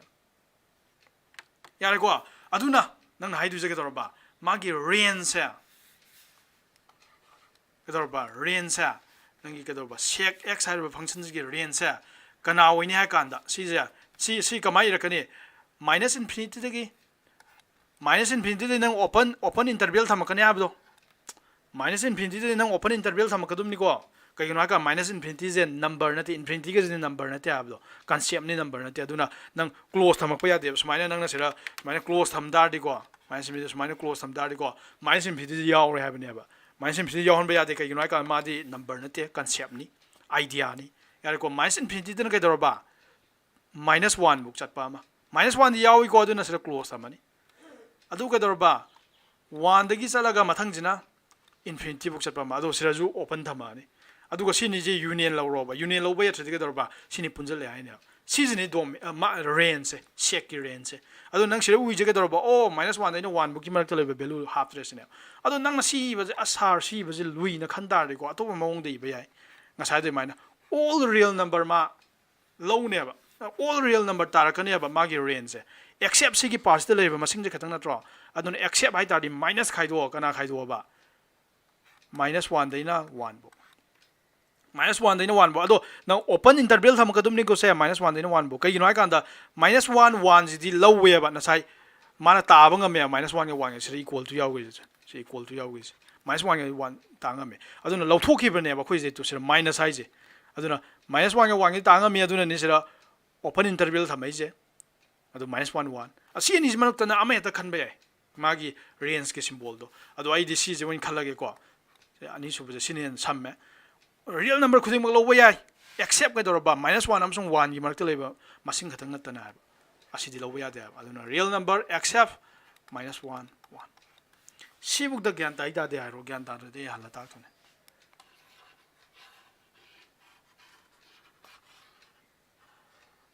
ꯂꯣꯏ ꯍꯥꯏꯅꯔꯣꯀꯣ ꯉꯁꯤ ꯑꯁꯤ ꯌꯦꯡꯉꯤꯁꯦ ꯃꯤ 13 ꯌꯦꯡꯉꯤꯅꯤꯀꯣ ꯃꯤ 13 ꯌꯦꯡꯉꯤꯅꯤ 13 ꯑꯗ ꯂꯣꯏ ꯍꯥꯏꯅꯔꯣ ꯒ꯭ꯌꯥꯟ ꯇꯥꯕ꯭ꯔꯥ ꯇꯥꯗꯕ꯭ꯔꯥ ꯂꯣꯏ ꯍꯥꯏꯅꯔꯣ ꯁꯦꯛꯀꯤ ꯔꯦꯟꯖ ꯀꯃꯥꯏꯅ ꯇꯧꯔ ꯄꯨꯊꯣꯛꯈꯤꯗꯣ ꯒ꯭ꯌꯥꯟ ꯇꯥꯕ꯭ꯔꯥ ꯇꯥꯗꯕ꯭ꯔꯥ ಅಂತ ꯍꯥꯏꯅ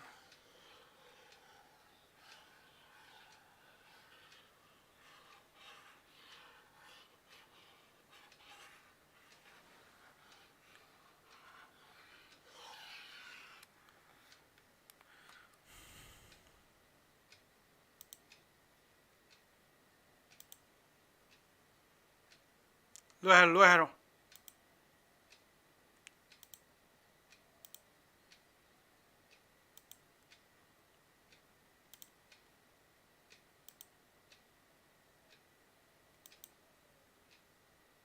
ꯂꯣꯏ ꯇꯥꯟꯅꯔꯕꯣ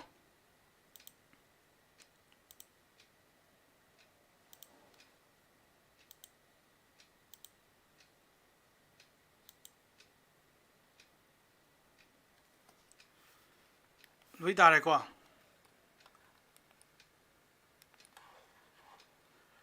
ꯑꯗꯨꯅꯦ ꯁꯤ ꯍꯌꯦꯡ ꯁꯅꯥ ꯑꯣꯜꯂꯛꯇꯣꯏꯅꯦ ꯌꯥꯔꯕ ꯑꯩꯅ ꯁꯤ ꯇꯥꯛꯈ꯭ꯔꯤꯁꯦ ꯁꯦꯛꯀꯤ ꯔꯦꯟꯖꯁꯦ ꯀꯌꯥ ꯇꯥꯏꯕ ꯑꯣꯜ ꯔꯤꯌꯦꯜ ꯅꯝꯕꯔꯅꯤ ꯑꯦꯛꯁꯦꯞ -1 ꯗꯩꯅ 1 ꯕꯨꯛꯀꯤ ꯃꯔꯛꯇ ꯂꯩꯕ ꯃꯁꯤꯡꯗꯤ ꯇꯥꯔꯣꯏ ꯃꯥ ꯑꯗꯣ ꯃꯥ ꯇꯥ ꯉꯝꯁꯦ ꯔꯤꯌꯦꯜ ꯅꯝꯕꯔ ꯈꯨꯗꯤꯡꯃꯛ ꯇꯥꯏꯁꯦ ꯁꯤ ꯁꯅꯥꯅꯦ ꯍꯥꯏꯕ ꯌꯥꯗ꯭ꯔꯗꯤ ꯀꯩꯗꯧꯔꯕꯁꯦ ꯍꯌꯦꯡ ꯅꯪꯅ ꯅꯣꯏ ꯁ꯭ꯀꯨꯜꯗ ꯑꯣꯖꯥꯅ ꯇꯥꯛꯂꯛꯄ ꯌꯥꯏ ꯑꯗꯒꯤ ꯑꯦꯛꯖꯥꯝꯗ ꯍꯪꯉꯛꯄꯗ ꯏꯝꯄꯣꯔꯇꯦꯟ ꯑꯣꯏꯅ ꯁꯤꯁꯦ ꯀꯩꯅꯣ ꯇꯧꯔꯛꯄ ꯌꯥꯏ ꯑꯗꯨꯗ ꯅꯣꯏ ꯆꯤꯟꯐꯥ ꯐꯥꯅꯕ ꯍꯣꯠꯅꯔꯛꯀꯅꯦꯕ ꯑꯗꯨ ꯃꯇꯝꯗꯨꯗ ꯑꯁ ꯗꯣꯃꯦꯟ ꯔꯦꯟꯖꯁꯦ ꯑꯦꯛꯖꯥꯝꯗ ꯑꯗꯨꯝ ꯍꯪꯗꯣꯔꯝꯅꯦ ꯌꯥꯔꯦꯀꯣ ꯑꯗꯨꯅ ꯅꯣꯏ ꯆꯤꯟꯐꯥ ꯐꯥꯅ ꯍꯣꯠꯅꯔꯛꯄ ꯌꯥꯏꯕ ꯑꯗꯣ ꯆꯤꯟꯐꯥ ꯐꯥ ꯀꯥꯟꯗ ꯑꯗꯨꯝ ꯀꯥꯎꯒꯅꯦꯕ ꯁꯤꯗꯤ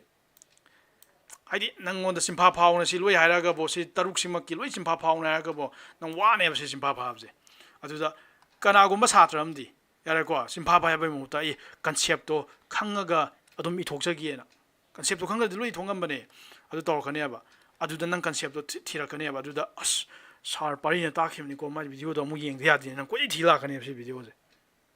야르바 아두나 아이나 이제 아이나 오지 딱그레시 사나네 아이시 나에 좀 티라도네세 야르바 실례 아마 같은 거래 아마지디 이라이라래 아이고 ngasi exercise 파이 năng 도 영번이 năng 마탕나 까나노 cosec f of x equals to cosec x 이 신은 더 계신 가우더디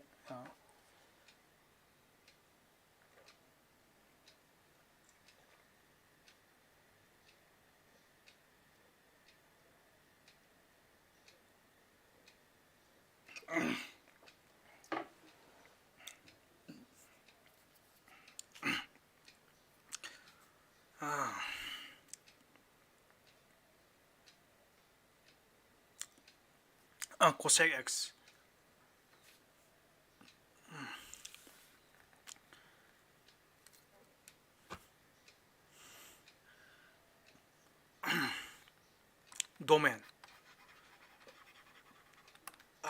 domain domain 저게 들어봐 사이드 마이너 cosec x 가나노 난 클래스 10 담 그래 1 by sin x 네 sin 게레스 부결네 아도 domain 럭포 마탐다 real number खुदिमो 야가니 마기 아도 sin x 나 마카나 0 다바 야로이담니 domain 럭간다 아두나 x 기 밸류 더 까나 0 다가니 시네 x 밸류 더 까나 합다디 sin x 기 밸류 0 다가니 콜로 x 밸류 더 n by 합다디 0 다네 하기면 아도 all real number except 까나 까나 야혼 베야데바 n by 야혼 베야데 아당이 n 즈는 거 봐 0 1 2 3 스마이 사그라 야래고 제튼 pi by 2 하면한테 아두디 그노기니 나는 pi by 2 하래 두디 5기 sec기니 cd cosec기니 cosec기디 마카다 sin 락투니 sin 제가 0 다게 할까 n pi 다두니 minus n pi 이제 야래 고심 라이데 아두 range 까나 다라카니 시네 range 싹만아 이거나 잘 워키도가 까이는 싹만아 이제 나 sin 1 by cos 하래 워키네 sec기도 नत्र 1 by cos हारे को किमने अदु मखागी cos तो minus मखागी cos तो 1 दि pick दुमनी अदु minus 1 दि चाव दुमनी हाय किमने यार को अदुना सब माने नत्र होलक पजा yung sin के cos का ना सब माना गिद्रो तू sin के cos का सब माना गिद्रो तू अदु माइना sec का cos का जो सब माना कने अब यार को sec को जो सब माना होला नि सिजु नंगा साइना सिजु 1 by sin x ni lai je duna sin gi value je 1 by 1000 1 by 1 million laura ga ma je mayam so value infinity book chaw yam ni aduga amuksu minus quite big pa value bu minus infinity book sat pangam ni aduga nang chapana holak tu ni goi na hojik sec to hot ki badu maina aduga sisu ga dor bana amam parani sin x ya ga dor ba less than equals to 1 ani reciprocal law kanda 1 by sin x aduda somgi inequality somdo olam je somdo ola ni aduga se 1 ta gani adi cosec ki value je sirei hai je kanam tanate 1 by sin x di cosec ai bani cosec x ki value je 1 dei chaw gani habane samana na cosec x ki value je kador ba cosec x ki value je minus 1 dagi pick minus 1 dei pick ne hai ta ra ne ba minus 1 dei adu na sai to mai samana re kador ba ama ge man chaw ge chaw rob da 0 1 2 3 minus 1 minus 2 na sai ko samana ko chawi chaw da ma infinity so infinity bu lo bu yai ba minus infinity bu lo bu yai ba adubu cos x ya 1 di chaw ko dum ne ai je adi 1 di chaw ki be value ngai loi lo go do ba se adagi minus 1 di pick dum ne ha ba ma jina jina minus 1 di pick ko value ngai adu da ma su samana ba ma gi range ka na wa ne ka na real number khuding ma woi ga ne ba adubu minus 1 dai 1 bu ki marak le ba ma sing di woi be ta ma tarak pa ngam de aduna minus 1 1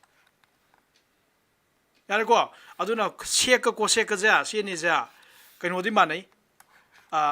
range दि मानै यार को Moina sec को cosec ना तारक तुम value ngai जा real number खुदि मक ताबे ngam ni अदुगा -1 ga 1 gi marak leba masing ta ngam moi sim de मानै बा अदु बु domain दि माना दि को कइ नो का दा domain दि sec हाइ तार दि ga दरबा 1 by cos हाइरक पनिना cos na 0 tangam da value thirak tu ne ba dudi twice n plus 1 pi by 2 ha pak tu ne ba ado cosec ki di 1 by sin ak tu ne sin 0 tangam da value thirak tu ne ba aduna n pi ha pak tu ne ba yare ko si me am je ꯒ꯭ꯌꯥꯟ ꯂꯣꯏ ꯇꯥꯍꯧꯕ꯭ꯔꯥ ꯑꯝꯇ ꯍꯥꯏꯔꯣ ꯀꯩꯒꯤꯅꯣ ꯑꯩꯅ ꯁꯤ ꯍꯪꯉꯤꯁꯦ ꯀꯩꯒꯤꯅꯣ ꯍꯥꯏ ꯀꯥꯟꯗ ꯁꯤ ꯌꯥꯝ ꯏꯝꯄꯣꯔꯇꯦꯟ ꯑꯣꯏꯕꯩꯅꯤꯀꯣ ꯀꯥꯎꯕ ꯌꯥꯗꯦ ꯄꯨꯟꯁꯤꯗ ꯀꯥꯎꯕ ꯌꯥꯗꯦ ꯑꯗꯨꯅ ꯉꯁꯤꯒ ꯊꯥꯔꯒ ꯃꯃꯥꯡꯒꯤ ꯚꯤꯗꯤꯑꯣ ꯑꯅꯤꯒ ꯂꯣꯏꯅꯅ ꯑꯩꯈꯣꯏꯅ ꯇꯧꯔꯤ ꯃꯌꯥꯝꯁꯦ ꯌꯥꯝ ꯏꯝꯄꯣꯔꯇꯦꯟ ꯑꯣꯏꯕ ꯄꯣꯠꯅꯤ ꯅꯪ ꯄꯨꯟꯁꯤꯗ ꯏꯝꯄꯣꯔꯇꯦꯟ ꯑꯣꯏꯕ ꯄꯣꯠꯅꯤꯀꯣ ꯅꯪ ꯀ꯭ꯂꯥꯁ 11 12ꯒꯤ ꯈꯛꯇꯪ ꯏꯝꯄꯣꯔꯇꯦꯟ ꯑꯣꯏꯕ ꯅꯠꯇꯦ ꯄꯨꯟꯁꯤꯗ ꯑꯗꯨꯝ ꯏꯝꯄꯣꯔꯇꯦꯟ ꯑꯣꯏꯗꯣꯏ ꯑꯦꯅꯤ ꯑꯦꯛꯖꯥꯝ ꯌꯥꯔꯦꯀꯣ ꯑꯦꯅꯤ ꯑꯦꯛꯖꯥꯝ ꯊꯥꯎ ꯍꯣꯏ ꯅꯣꯏ ꯃꯦꯗꯤꯀꯦꯜ ꯑꯦꯛꯖꯥꯝꯗꯗꯤ ꯌꯥꯎꯔꯛꯑꯔꯣꯏꯀꯣ ꯍꯥꯏꯗꯤ ꯀꯩꯒꯤꯅꯣ ꯍꯥꯏꯔꯀꯥꯟꯗ ꯃꯦꯗꯤꯀꯦꯜ ꯑꯦꯛꯖꯥꯝꯗꯗꯤ ꯃꯦꯠꯁ ꯌꯥꯎꯗꯕꯅꯤ나 ꯑꯗꯣ ꯅꯣꯏ ꯑꯦꯅꯤ ꯑꯦꯛꯖꯥꯝ ꯊꯥꯔꯛꯀꯅꯤꯅ ꯅꯣꯏ ꯀꯩꯅꯣꯒꯤꯕꯨ ꯑꯣꯏꯒꯦꯔꯥ ꯕꯦꯡꯀꯤꯕꯨ ꯑꯣꯏꯒꯦꯔꯥ ꯑꯗꯒꯤ ꯅꯣꯏꯒꯤ ꯀꯣꯂꯦꯖ ꯇꯝꯃꯦ ꯈꯜꯂꯁꯤ ꯗꯤ ꯑꯦꯝ ꯀꯣꯂꯦꯖ ꯇꯝꯅꯤꯡꯉꯦ ꯈꯜꯂꯁꯤ ꯑꯦꯅꯤ ꯀꯣꯂꯦꯖ ꯇꯝꯅꯤꯡꯉꯦ ꯈꯜꯂꯁꯤ ꯀꯩꯅꯣꯗ ꯗꯤ ꯌꯨꯗ ꯇꯝꯅꯤꯡꯉꯦ ꯈꯜꯂꯁꯤ ꯌꯥꯔꯦꯀꯣ ꯗꯦꯜꯂꯤ ꯆꯠꯅꯤꯡꯉꯦ ꯈꯜꯂꯁꯤ ꯑꯦꯅꯤꯋꯦꯌꯔ ꯆꯠꯅꯤꯡꯉꯦ ꯈꯜꯂꯁꯤ ꯁꯤꯁꯦ ꯑꯗꯨꯝ ꯍꯪꯗꯣꯏ ꯂꯩꯔꯕꯅꯦ ꯑꯗꯨꯅꯤ ꯅꯣꯏ ꯄꯨꯟꯁꯤꯗ ꯌꯥꯝ ꯏꯝꯄꯣꯔꯇꯦꯟ ꯑꯣꯏ ꯍꯥꯏꯁꯦ ꯌꯥꯔꯦꯀꯣ ꯑꯗꯨꯅ ꯑꯝꯇ ꯍꯥꯏꯔꯣ ꯅꯣꯏ ꯂꯣꯏ ꯍꯥꯏꯅꯔꯣ ꯁꯤ ꯑꯝꯇ ꯀꯥꯎ ꯉꯝꯃꯣꯏꯗꯕ ꯄꯣꯠꯁꯤ ꯌꯥꯝ ꯌꯥꯝꯈ꯭ꯔꯦ ꯑꯗꯣ ꯑꯩꯅ ꯁꯤꯗ ꯀꯩꯅꯣ ꯇꯧꯔꯤꯁꯦ ꯁꯤꯅ ꯃꯃꯥꯡꯒꯤ ꯂꯦꯛꯆꯔ ꯑꯅꯤꯗ ꯇꯥꯛꯈꯤꯕ ꯀꯩꯅꯣꯉꯩꯅꯤ ꯁꯤꯁꯤꯅ ꯁꯤꯁꯤꯃ ꯄꯨꯟꯁꯤ ꯀꯥꯎ ꯌꯥꯔꯣꯏꯗꯕ ꯄꯣꯠꯅꯦ ꯍꯥꯏꯕꯗꯣ ꯑꯩꯅ ꯁꯤꯁꯤꯃ ꯄꯨꯟꯁꯤ ꯀꯥꯎ ꯌꯥꯔꯔꯣꯏ ꯑꯗꯨꯒ ꯉꯁꯤꯒꯤ ꯇꯥꯏꯁꯤꯅ ꯀꯩꯗꯧꯔꯕ domain and range of trigonometric ꯐꯪꯁꯟ ꯁꯤꯁꯨ ꯅꯪ ꯄꯨꯟꯁꯤ ꯀꯥꯎ ꯌꯥꯔꯣꯏꯗꯕ ꯄꯣꯠꯅꯦ ꯁꯤ ꯀꯥꯎꯔꯕ ꯑꯩꯅ ꯊꯦꯡꯅ ꯀꯥꯟꯗ ꯑꯗꯨꯝ ꯅꯅꯥ ꯂꯩꯊꯠꯂꯦ ꯑꯩ ꯊꯦꯡꯅꯀꯥꯟꯗ ꯇꯛ ꯂꯥꯎꯗꯅꯦ ꯑꯩꯁꯦ ꯑꯩꯅ ꯀꯩꯅꯣꯗ ꯕꯖꯥꯔ ꯊꯦꯡꯅꯔꯦ ꯈꯜꯂꯁꯦ ꯅꯪ ꯉꯥꯏꯈꯣꯅ ꯑꯩ ꯀꯧꯔꯅꯦꯕ ꯁꯦꯛꯀꯤ ꯗꯣꯃꯦꯟ ꯍꯥꯏꯔꯣ ꯁꯦꯛ ꯐꯪꯁꯟꯁꯤꯒꯤ ꯗꯣꯃꯦꯟ ꯍꯥꯏꯔꯣ ꯍꯥꯏꯔꯅꯦꯕ ꯑꯗ ꯑꯁ ꯇꯧꯔꯒ ꯂꯣꯏꯔꯦ ꯑꯗꯨꯝ ꯅꯅꯥ ꯂꯩꯊꯠꯂꯝꯃꯦ ꯃꯌꯥꯝ ꯃꯥꯡꯗ ꯑꯗꯣ ꯁꯤ ꯍꯥꯏꯔꯣ ꯀꯅꯥ ꯀꯥꯎꯅꯤ ꯀꯥꯎꯔꯣꯏ ꯑꯝꯇ ꯍꯥꯏꯔꯣ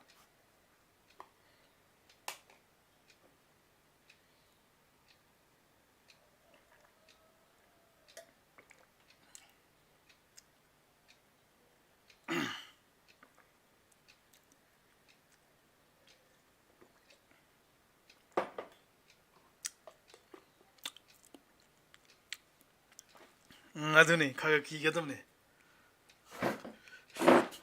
ꯑꯣꯖꯥꯁꯤꯗꯤ ꯀꯤꯒꯗꯕꯅꯤ ꯍꯥꯏꯗꯤ ꯑꯣꯖꯥ ꯀꯤꯗ꯭ꯔꯗꯤ ꯀꯤꯕꯅ ꯈꯨꯀꯤ ꯑꯃꯅꯤꯀꯣ ꯑꯩꯗꯤ ꯃꯅꯥ ꯌꯥꯝ ꯂꯩꯒꯜꯂꯤꯀꯣ ꯑꯁꯤꯒꯤ ꯂꯟꯆꯦꯟꯕꯅ ꯁꯤꯗ ꯌꯥꯎꯔꯤ ꯑꯉꯥꯡꯁꯦ ꯑꯩꯅ ꯃꯅꯥ ꯂꯩꯃꯟꯗꯅ ꯃꯥꯁꯦ ꯏꯔꯥꯕꯣꯠ ꯃꯥꯜꯂꯦꯕ ꯍꯥꯏꯗꯤ ꯃꯅꯥꯁꯤ ꯅꯥꯀꯟ ꯅꯥꯝ ꯈꯛꯇꯪ ꯂꯩꯕ ꯑꯩꯅ ꯍꯥꯏꯗꯤ ꯃꯥꯁꯦ ꯑꯩ ꯇꯨꯏꯁꯟ ꯐꯅꯌꯥꯝ ꯀꯨꯏ ꯇꯧꯔꯝꯃꯦ ꯆꯍꯤ 2 ꯍꯦꯟꯅ ꯇꯧꯔꯝꯃꯦ ꯅꯨꯡꯇꯤꯒꯤ ꯃꯥꯏ ꯃꯅꯥꯁꯦ 3 4 ꯑꯗꯨꯝ ꯂꯩꯕ ꯑꯩꯅ ꯃꯅꯥꯁꯤ ꯌꯦꯠ ꯈꯛꯇꯪ ꯂꯩꯕ꯭ꯔꯥ ꯀꯩꯅꯣꯝ ꯇꯧꯕꯅꯦ ꯑꯗꯩꯗꯤ ꯃꯥꯏ ꯃꯅꯥ ꯌꯦꯠꯁꯦ ꯈꯛꯇꯪ ꯐꯟꯇꯣꯛꯈ꯭ꯔꯦꯕ ꯑꯗꯩ ꯃꯥꯁꯦ ꯍꯧꯖꯤꯛ ꯂꯩꯀꯥꯏꯒꯤ ꯃꯤ ꯃꯌꯥꯝꯅ ꯃꯥꯁꯦ ꯏꯔꯥꯕꯣꯠꯅ ꯊꯣꯜꯂꯦꯕ ꯑꯗꯨꯅ ꯅꯪꯁꯨ ꯏꯔꯥꯕꯣꯠ ꯑꯣꯏꯅꯤꯡꯗ꯭ꯔꯗꯤ ꯀꯥꯎꯕ ꯌꯥꯗꯦ ꯌꯥꯔꯦꯀꯣ ꯃꯥꯁꯦ ꯏꯔꯥꯕꯣꯠ ꯊꯣꯜꯂꯦꯕ ꯑꯩꯅ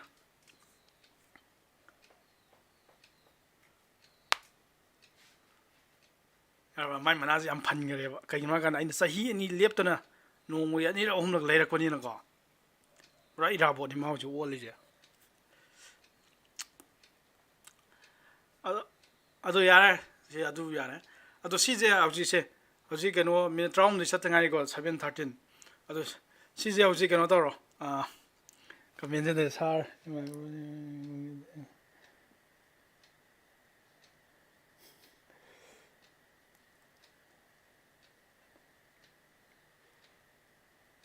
ꯑꯗꯨꯅꯤ ꯀꯣꯛ ꯊꯥꯞꯆꯜꯂꯣ ꯌꯥꯔꯦ ꯁꯤ ꯀꯩꯅꯣ ꯇꯧꯔꯣ ꯁꯤꯁꯦ ꯍꯧꯖꯤꯛ ꯐꯥꯔꯣ ꯌꯥꯔꯦꯀꯣ ꯑꯩ ꯍꯪꯒꯗꯕ ꯅꯠꯇꯦ ꯁꯤ ꯐꯥꯔꯣ ꯑꯗꯨꯒ ꯆꯠꯈ꯭ꯔꯣ ꯌꯥꯔꯦ ꯌꯥꯔꯦꯀꯣ ꯁꯤ ꯐꯖꯅ ꯄꯥꯊꯣꯛꯑꯣ ꯁꯤ ꯍꯧꯖꯤꯛ ꯁꯤ ꯐꯥꯔꯅꯤ ꯍꯥꯏ ꯀꯥꯟꯗ ꯆꯠꯈ꯭ꯔꯣ ꯌꯥꯔꯦ ꯍꯥꯏꯗꯤ ꯀ꯭ꯂꯥꯁ ꯂꯣꯏꯁꯤꯜꯂꯁꯦ ꯑꯝꯇ ꯄꯥꯊꯣꯛꯑꯣ ꯑꯩ ꯉꯥꯛꯇꯪ ꯉꯥꯏꯒꯦ ꯃꯤꯅꯤꯠ 5 ꯉꯥꯏꯒꯦ ꯁꯤ ꯐꯥꯔꯗꯤ ꯆꯠꯈ꯭ꯔꯣ ꯌꯥꯔꯦ ꯐꯥꯔꯦꯗꯤ ꯍꯥꯏꯔꯝꯒꯗꯕ ꯌꯥꯔꯦꯀꯣ ꯄꯪꯆꯠ ꯆꯠꯅꯈ꯭ꯔꯗꯤ ꯌꯥꯗꯦꯕ ꯐꯥꯔꯦꯗꯤ ꯍꯥꯏꯔꯝꯒꯗꯕ ꯁꯄꯣꯁ ꯔꯣꯁꯅꯤꯅ ꯐꯥꯔꯦ ꯍꯥꯏꯇꯥꯔꯗꯤ ꯗꯗꯥ ꯐꯥꯔꯦ ꯍꯥꯏꯔꯣ ꯑꯗꯨꯒ ꯆꯠꯈ꯭ꯔꯣ ꯌꯥꯔꯦ ꯑꯗꯩ ꯂꯟꯆꯦꯟꯕꯅ ꯐꯥꯔꯦ ꯍꯥꯏꯇꯥꯔꯗꯤ ꯁꯥꯔ ꯐꯥꯔꯦ ꯍꯥꯏꯗꯤ ꯅꯪ ꯁꯤ ꯕꯥꯏꯍꯔꯠ ꯄꯨꯗ ꯌꯥꯗꯦꯕ ꯁꯤ ꯈꯪꯗ ꯌꯥꯗꯦꯕ ꯑꯦꯅꯤ ꯍꯪꯉꯀꯥꯟꯗ ꯈꯪꯉꯅꯤ ꯐꯥꯔꯦ ꯍꯥꯏꯕ ꯅꯠꯇ꯭ꯔꯗꯤ ꯑꯩꯅ ꯂꯝꯕꯤ ꯁꯣꯔꯣꯛꯇ ꯍꯪꯉꯀꯥꯟꯗ ꯈꯪꯒꯅꯤꯗꯣ ꯅꯅꯥ ꯂꯩꯗꯅꯕ ꯑꯗꯨ ꯐꯥꯔꯦ ꯍꯥꯏꯔꯗꯤ ꯌꯥꯔꯦ ꯐꯥꯔꯦ ꯍꯥꯏꯔꯝꯃꯣ ꯑꯗꯨꯒ ꯂꯤꯞ ꯇꯧꯈ꯭ꯔꯣ ꯅꯪ ꯇꯨꯌꯦꯜꯞ ꯁꯨꯇꯤ ꯊꯥꯔꯦ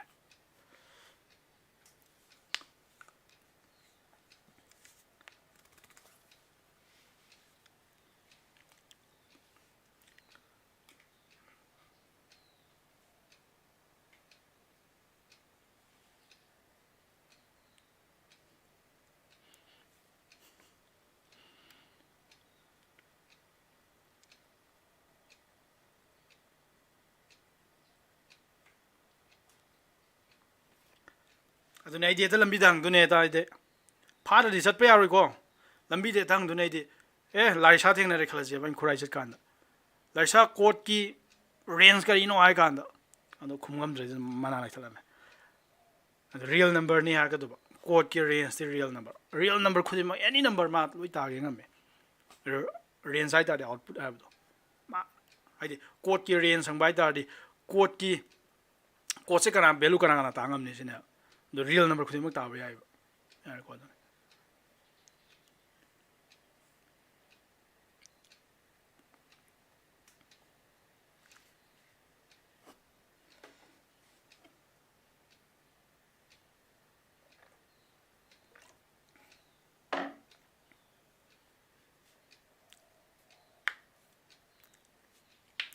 ꯑꯩꯅ ꯁꯤ ꯐꯥꯜꯂꯤꯁꯦ ꯊꯑꯣꯏꯅ ꯐꯥꯜꯂꯤꯁꯦ ꯑꯇꯩꯒꯤ ꯅꯠꯇꯦꯕ ꯅꯣꯏꯗ ꯑꯣꯠꯄ ꯅꯩꯕ ꯅꯠꯇꯦ ꯁꯤ ꯑꯦꯛꯖꯥꯝ ꯈꯨꯗꯤꯡꯃꯛꯇ ꯍꯪꯒꯅꯦꯕ ꯅꯤꯔꯖ ꯐꯥꯔꯦ ꯆꯠꯂꯣ ꯌꯥꯔꯦ ꯅꯪꯗꯤ ꯑꯩꯅ ꯀꯣꯏꯁꯟ ꯌꯥꯝ ꯍꯪꯗꯣꯏ ꯂꯩꯔꯦ ꯑꯗꯨꯅ ꯅꯪ ꯈꯔ ꯆꯦꯛꯁꯤꯜꯂꯣ ꯌꯥꯔꯦ ꯆꯠꯂꯣ ꯌꯥꯔꯦ ꯁꯤ ꯑꯦꯛꯖꯥꯝ ꯈꯨꯗꯤꯡꯃꯛꯇꯤ ꯏꯝꯄꯣꯔꯇꯦꯟ ꯑꯣꯏꯕ ꯄꯣꯠꯅꯦꯕꯁꯦ ꯑꯗꯨꯅꯅꯤ ꯅꯣꯏ ꯐꯥꯗꯕ ꯁꯨꯡꯌꯥ ꯌꯥꯗꯦ ꯍꯥꯏꯁꯦ ꯑꯗꯣ ꯐꯥꯔꯦꯅ ꯏꯕ ꯍꯩꯕ ꯅꯠꯇꯦꯀꯣ ꯑꯩꯗꯤ ꯃꯔꯛꯇ ꯇꯛ ꯂꯧꯁꯜꯂꯒ ꯍꯪꯗꯣꯏꯅꯤ ꯕꯖꯥꯔ ꯊꯦꯡꯅꯕ ꯍꯥꯏꯁꯦ ꯑꯩꯗꯤ ꯑꯃꯈꯛꯇꯪ ꯍꯪꯉꯛꯇꯣꯏꯅꯤ ꯇꯛ ꯂꯧꯁꯜꯂꯒ ꯑꯗꯨꯅꯤ ꯑꯗꯨꯗ ꯈꯨꯡꯉꯝꯒꯗꯕ ꯈꯨꯗꯛꯇ ꯈꯨꯡꯉꯝꯒꯗꯕ ꯌꯥꯔꯦ ꯐꯥꯔꯗꯤ ꯆꯠꯂꯣ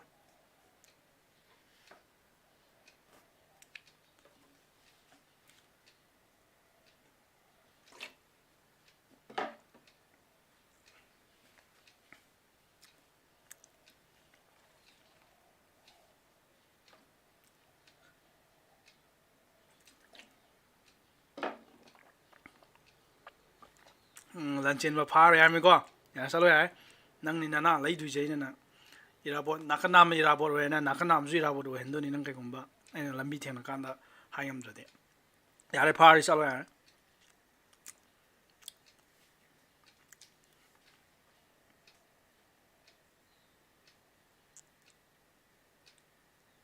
ꯌꯥꯔꯦ ꯐꯥꯔꯗꯤ ꯆꯠꯂꯣ ꯌꯥꯔꯦ ꯁꯪꯒꯤꯇꯥ ꯌꯥꯔꯦ ꯆꯠꯂꯣ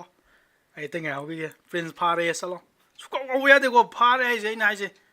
ꯁꯨꯀꯥꯎ ꯀꯥꯎꯕ ꯌꯦꯡ ꯉꯝꯃꯣꯏꯗꯕ ꯄꯨꯟꯁꯤꯗ ꯀꯥꯎ ꯉꯝꯃꯣꯏꯗꯕ ꯃꯑꯣꯡꯗꯅꯤ ꯅꯣꯏ ꯐꯥꯗꯣꯏꯁꯦ ꯌꯥꯔꯦ ꯑꯕꯤꯅꯥꯁ ꯐꯥꯔꯦ ꯆꯠꯂꯣ ꯌꯥꯔꯦꯀꯣ ꯑꯗꯨꯝꯗꯤ ꯈꯪꯖꯤꯜꯂꯨꯀꯣ ꯁꯨꯀꯥꯎ ꯀꯥꯎ ꯉꯝꯃꯣꯏꯗꯕ ꯃꯑꯣꯡꯗ ꯐꯥꯒꯗꯕꯅꯤꯀꯣ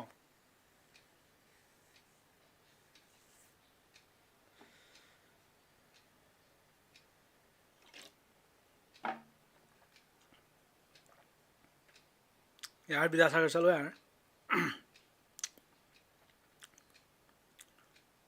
ꯅꯣꯏ ꯂꯣꯏꯕ ꯉꯥꯏꯒꯦꯗꯨꯅ ꯑꯩ ꯉꯥꯛꯇꯪ ꯉꯥꯏꯕꯤꯈꯤꯒꯦ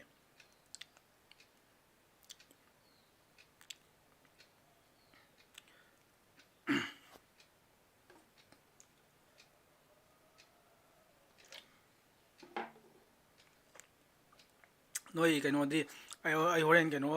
ꯅꯣꯏ ꯒ꯭ꯔꯨꯞ ꯗꯤꯁꯀꯁꯟ ꯇꯧꯅꯕ ꯀꯣꯏꯁꯟ ꯈꯔ ꯄꯤꯔꯛꯀꯅꯤꯀꯣ ꯍꯣꯔꯦꯟ ꯄꯤꯔꯛꯀꯦ ꯖꯀꯤꯔꯗꯤ ꯉꯁꯤ ꯖꯀꯤꯔ ꯀꯩꯅꯣ ꯃꯋꯥ ꯃꯈꯣꯟ ꯑꯃ ꯇꯥꯗꯦ ꯖꯀꯤꯔ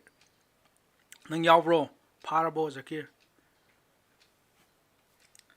ꯐꯥꯔꯦ ꯕꯤꯗ꯭ꯌꯥꯂꯛꯁꯃꯤ ꯌꯥꯔꯦ ꯆꯠꯂꯣ ꯌꯥꯔꯦ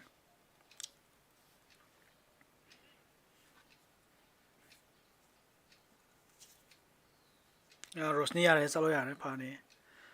ꯀꯩꯅꯣ ꯁꯨꯁꯃꯥ ꯐꯥꯔꯦ ꯌꯥꯔꯦ ꯆꯠꯂꯣ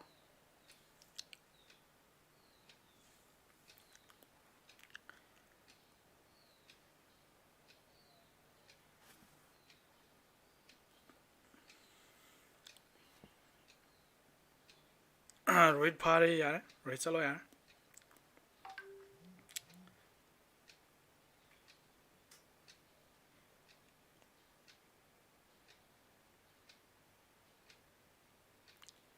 ꯑꯣꯀꯦ ꯅꯤꯔꯦꯁ ꯌꯥꯔꯦ ꯐꯥꯔꯗꯤ ꯆꯠꯂꯣ ꯅꯪ ꯅꯤꯔꯦꯁꯁꯤ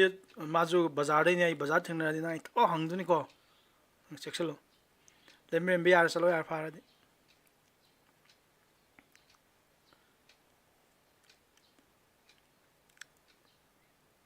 ꯅꯤꯔꯦꯁ ꯅꯪ ꯆꯦꯛꯁꯤꯜꯂꯨ ꯄꯣꯂꯣ ꯒ꯭ꯔꯥꯎꯟ ꯑꯩ ꯄꯣꯂꯣ ꯒ꯭ꯔꯥꯎꯟ ꯌꯥꯝ ꯇꯣꯏꯅ ꯂꯥꯛꯄ ꯅꯨꯄꯥꯅꯤꯀꯣ ꯑꯩꯁꯦ ꯆꯦꯛꯁꯤꯜꯂꯨ ꯅꯪ ꯑꯩꯗꯤ ꯇꯥꯛ ꯂꯥꯎ ꯃꯔꯛꯇ ꯆꯠꯂ ꯍꯪꯉꯛꯇꯣꯏꯅꯤ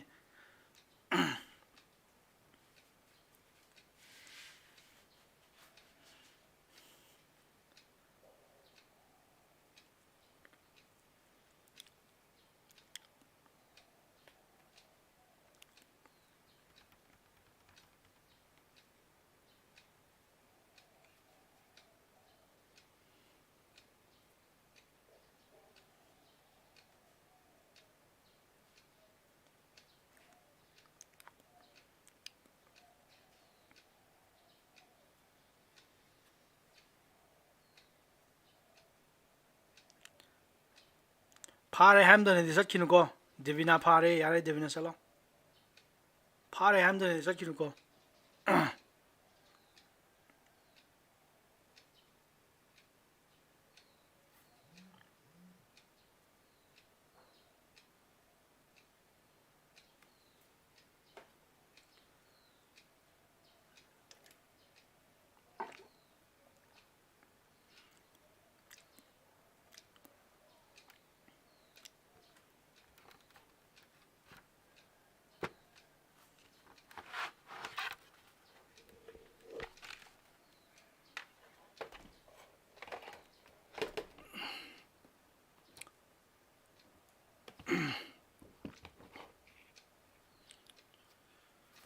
Okay.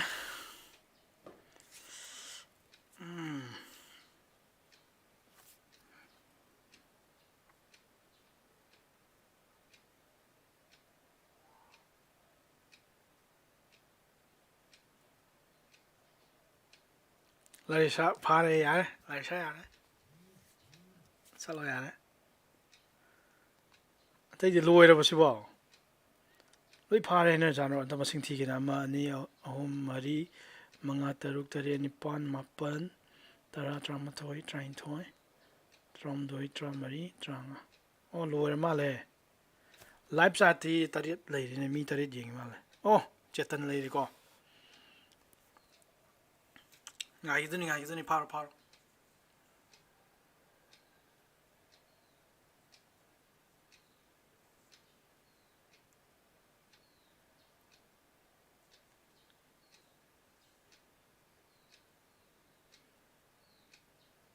Ado 파가둠니 세단 파다 야데 난 엔디에 난 하ing 도간다디 question amda minute ama makhai 파라모y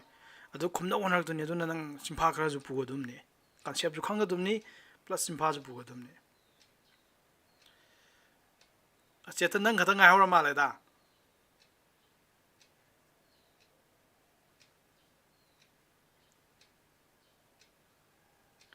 chetan phado ko nang khata ngai male loisalaji ko phado. Okay, see you in the next video.